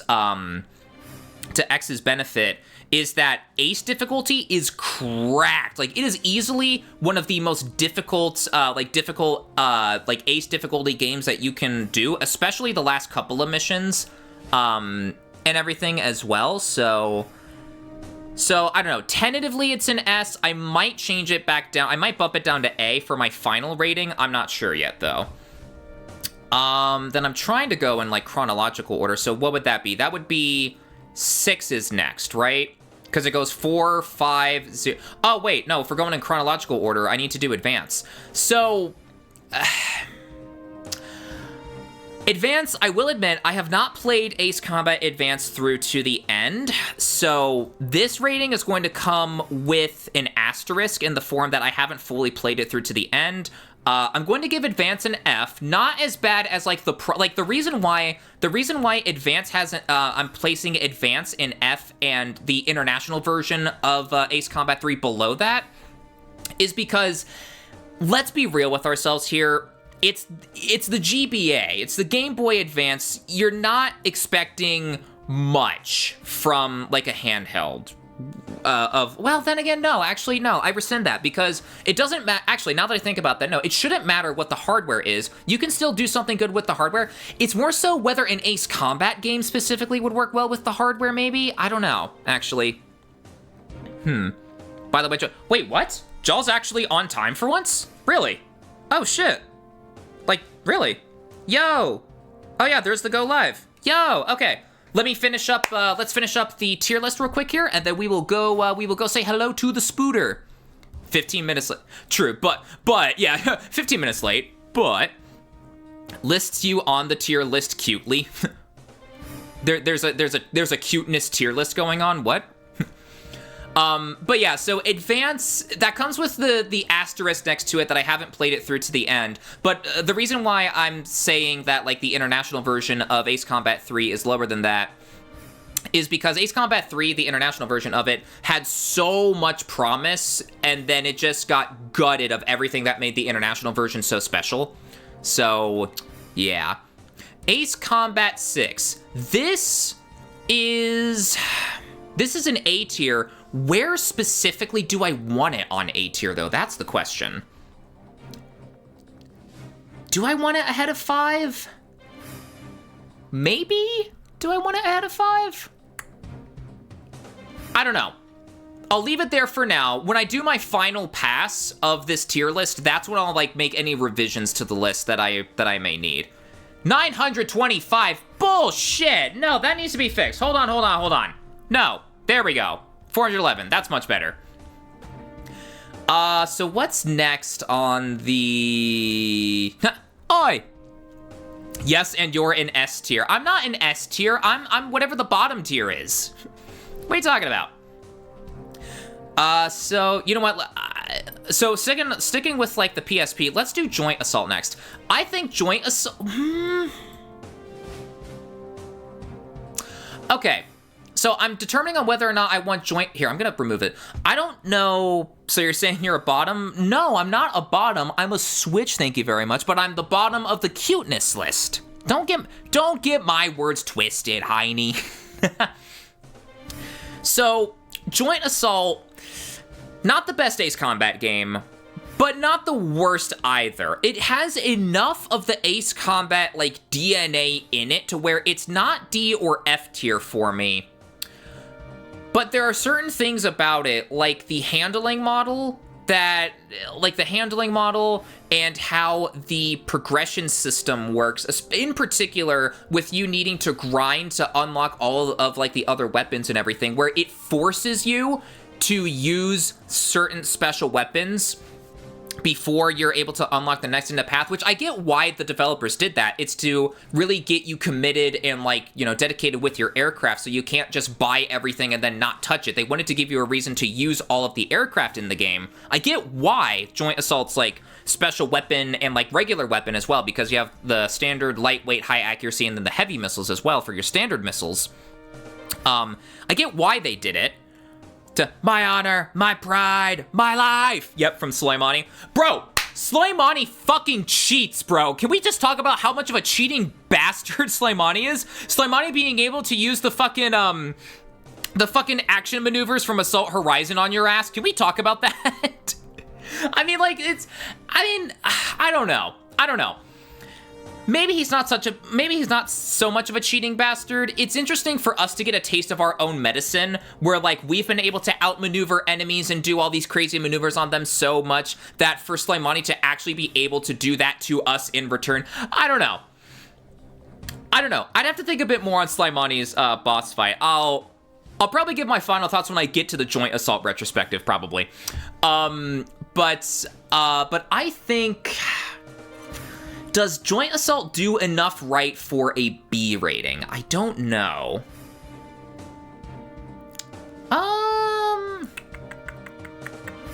I'll put it at B for now. I might come back to it later. Assault Horizon Legacy Plus. Assault Horizon Legacy Plus is a B for me. B, but, well...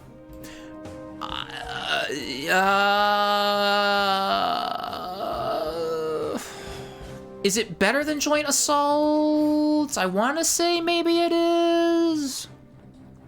I don't know. I think I might want it. I don't know. Actually, no, I think I will. Because Assault Horizon Legacy, aka Assault Horizon Legacy Plus, they're both like the same game, but the Plus version gives you like extra aircraft and whatnot. Based off like Nintendo IPs and everything. I think I am going to put Assault Horizon Legacy in front of Joint Assault, because Assault Horizon Legacy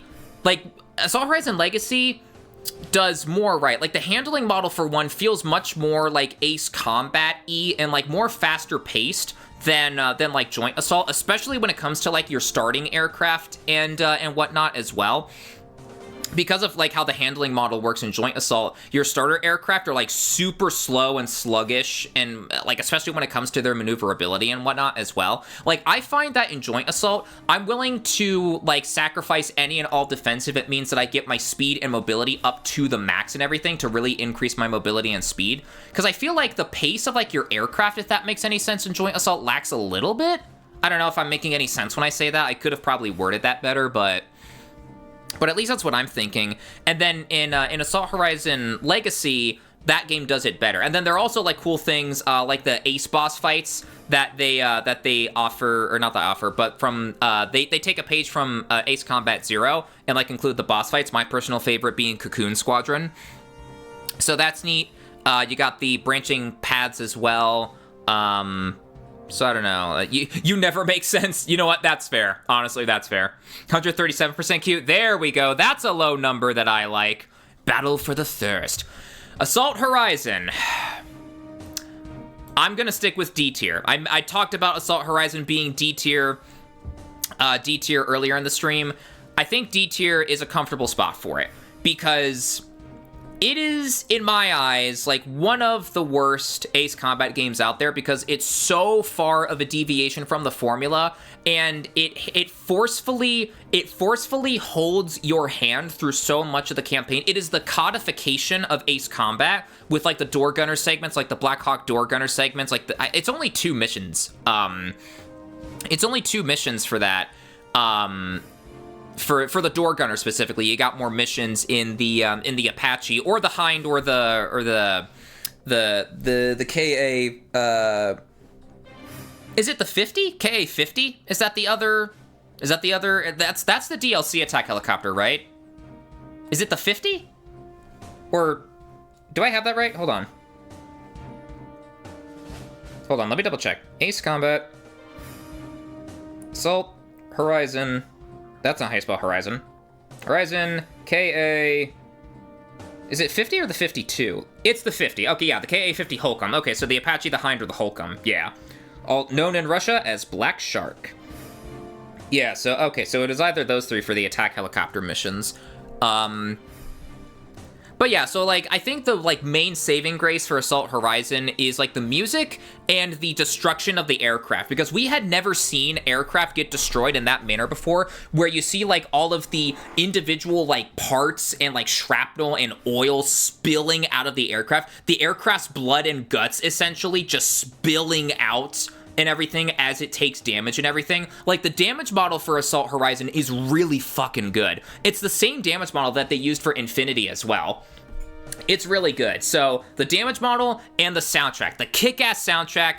I love the soundtrack so much for Assault Horizon still. So it does enough. It does enough there for me to be able to comfortably place it, if I could word good, place it in D tier. Man, rest in peace, Infinity. I did not get to play Infinity much, or not as much as I would have liked to, looking back to it. Number over 100% Thunder. That's a low number. Low number compared to like 990-something, yeah. Bro is allergic to math. I mean, I am very much allergic to math. Yes, you are correct. That is a factually correct statement. Minor speaking mistake. I win. Oh, but rest in peace, Infinity. I did not get to play this game as much as I would have liked to, honestly. In terms of what I remember from it, I'm trying to think. Infinity had a bit of a rough start, I remember, from the, like, fuel system and whatnot, but changes to how the fuel system operated with all of the challenges that you could do, and then just the sheer amount of content that you could, like, get for it as well. Like, the bang for your buck and everything as well, with like the different like aircraft that you could fly, research level up, so with like the special weapons and everything, and all of that. Man, I think it's definitely an A tier. So I would say Infinity. Yeah, Infinity was better than 2 and 3. I don't think it was, well. Then again, I don't know, Infinity's tricky, because Infinity is the series' like first and really only, as of right now, multiplayer-focused title. So I don't know, that's tough to determine, because every single other Ace Combat game has been single-player focused. Like, even 7. 7 has 6 had multiplayer, but the focus was on single-player. Same thing for 7. 7 has multiplayer, but the focus is the single-player as well, especially with how bare bones the multiplayer mode in 7 feels. You only get the team deathmatch in the free-for-all mode, which is called Battle Royale in that game, so... So... I don't know. I think I'll leave Infinity there. You know what? Actually, hold on. Can I make a new row? Can I? Oh, no, I don't want to... Wait, no, wait. Oh, hold on. No, I swapped the A and B column. Can I, like, add row above? Add row below. We'll call this Infinity. We'll call this Infinity. We'll give Infinity its own category between B and A. Just because Infinity is so different with it being a multiplayer-focused title, I would say it's as good as, like, you know, 6 and 3 and whatnot. But with it being the multiplayer-focused game, it's tough to, like, compare it to the others. So I'm gonna give Infinity its own category. Infinity's still a damn good game, though, which is why I've got it, like, right below A. So I guess Infinity... A-, I guess, if we want to give it a ranking. I'm not sure. I'll keep the A- next to it. I'm not sure. And then lastly, Ace Combat 7 Skies Unknown. For me, Ace Combat 7... I think... For me, it's between... I'm split on whether or not I want to have Ace Combat 7, whether it's an A game or an S game. You know what? No, it's an A game. Ace Combat 7 is an A game. I would say... Oh, fuck. Damn. We've come full circle. Not. It would be funny. Ace Combat 7 in solitary. It would be... Oh, wow, because it was asked earlier in the stream... whether or not I thought 6 was better than 7 or vice versa. Oh, now we've come full circle. Now it's time for me to decide, because I would say 7 is definitely better than 3, 2, and 5. Do I think it's better than 6, though? We have come full circle indeed. I'm trying to think. You know what? I think 6 is a bit better. I think 6 is a bit better than 7. Wait, well, fuck, now I'm not so sure. Actually, no. 6 is better. 6 is better because you've got better ally AI. You got better ally AI with, like, the allied attack function and whatnot. You've got that, and you have more, like... I don't want to say... I feel like saying more memorable characters would be the wrong way of putting it. Because I remember, like, Cal. I remember all the other characters. Oh, excuse me. I remember, like, LRSSG specifically, and I remember, like, Spare Squadron and everything. But I think it's because of Ace Combat 6's the consistency, if that makes any sense. Like, the bonding that you have between, you know, Avalanche and Windhover and Sky Kid and Red Baron and all of that, compared to the hopping around between different squadrons and not really getting to stick with them for an extended period of time, aside from when you become Strider 1 as part of the LRSSG. So... Oh... Big stretch. So I think I'll say 6 is better than 7. And the main reason why I say that 7 is not S tier is because of the undercooked multiplayer. I think if the multiplayer was a bit better, because keep in mind, we went from Infinity to 7, so if we're comparing multiplayers, Infinity clears 7 by a landslide. But in all fairness, that's a bit of an unfair comparison, because Infinity was multiplayer focused, whereas 7 was single player focused, but still, what 7 offered, purely air-to-air mode, no incentive to use the attackers, unless if you're flying an attacker with an air-to-air special weapon like the F-16XL, for instance. But you would have no reason to take, like, the A-10 in the multiplayer because it doesn't have any, like, air-to-air, doesn't have any air-to-air, whatchamacallit? Doesn't have any air-to-air, weapons and whatnot, so I don't know. But yeah. Okay, so the final overview. So... S tier, Ace Combat 0, The Balkan War. Yes. Ace Combat 4, yes. Ace Combat X, I believe so, yes. Then an A tier, Ace Combat 6, then 7, then 5, then 2, then 3. Infinity has its own category between A and B. I went ahead just with A-. B tier, Assault Horizon Legacy and Joint Assault. C tier, Air Combat. D tier, Assault Horizon. F tier, Advanced, and in Solitary, the international version of Ace Combat 3. I think I'm happy with that. I think I'm happy. That is my tier list, I think. Watch, I'm gonna end the stream here, and in like an hour from now, I'm gonna be like, fuck, maybe I need to move some things around. But as it stands right now, this is what I'm good with my tier list. So one more time, Ace Combat 0, 4, and X being S tier, 6, 7, 5, 2, and 3 for A tier. Skies of Deception wasn't here for the whole tier. Yeah, Skies of Deception is in my eyes S tier at least. Here, let me snooze those ads real quick here because we will be saying hello to the Spooter in a little bit here in a couple minutes. But yeah, so as a final overview, so in S tier, I've got Ace Combat 0, The Balkan War, Ace Combat 4, Shattered Skies, also known as Distant Thunder in Europe, and as a matter of fact, I keep on forgetting this for 0 for some reason. In Europe, it's Ace Combat, The Balkan War. There's no 0 in the title for the European version for some reason for 0. Did you say in my ass S tier? I mean, to be fair, taking it up the ass can definitely be S tier if it's a good night, you know? So in all fairness, yeah. So S tier, Ace Combat 0, Ace Combat 4, and Skies of Deception, Ace Combat X. A tier, I've got Ace Combat 6, Fires of Liberation, Ace Combat 7, Skies Unknown, Ace Combat 5, The Unsung War, Ace Combat 2, and Ace Combat 3. Oh, and there's the Stardust intro. You know what? We're approaching the end of the stream anyway, so that works actually. Yo, Disney Pride, welcome. Good to see you. I need a bonking redeem. So then Infinity, I've got Infinity in its own category here under A-. B tier for Assault Horizon Legacy and Joint Assault. C tier for Air Combat, also known as Ace Combat in Japan. D tier for Assault Horizon. F tier for Advanced, and then Solitary for the international version of Ace Combat 3. So yes, that is mine officially.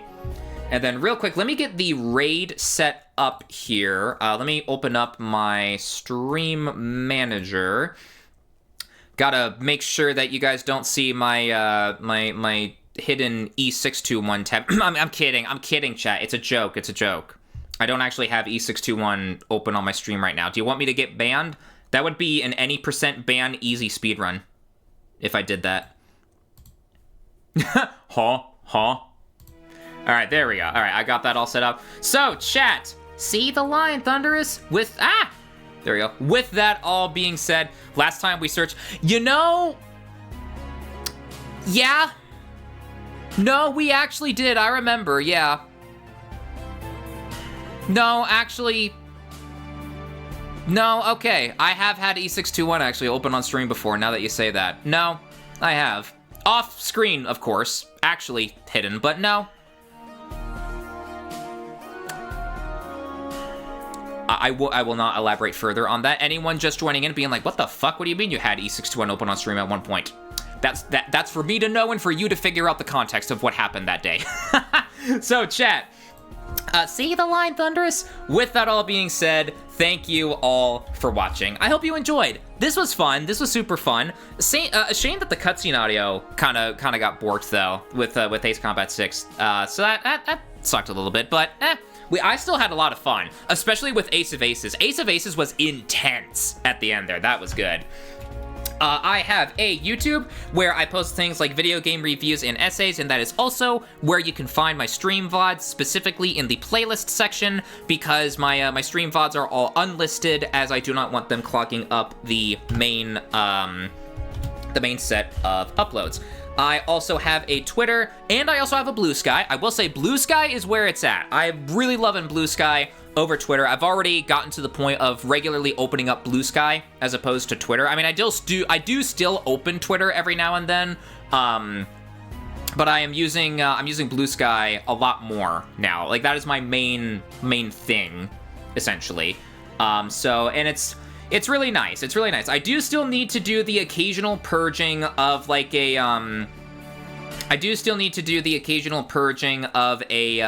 whatchamacallit, of like a commission like scammer follow and whatnot, but it's all good. Thunder, cutie of cuties. I am not the cutie of cuties. What? Cutie of cuties. But let's go say hello. Let's go say hello over to Jaw. Whatever you guys want the raid message to be, I implore you to not spread false information in Jaw's chat when we get there. Chat. I've said this many times before, and yet SMH chat, y'all never seem to listen. How dare you?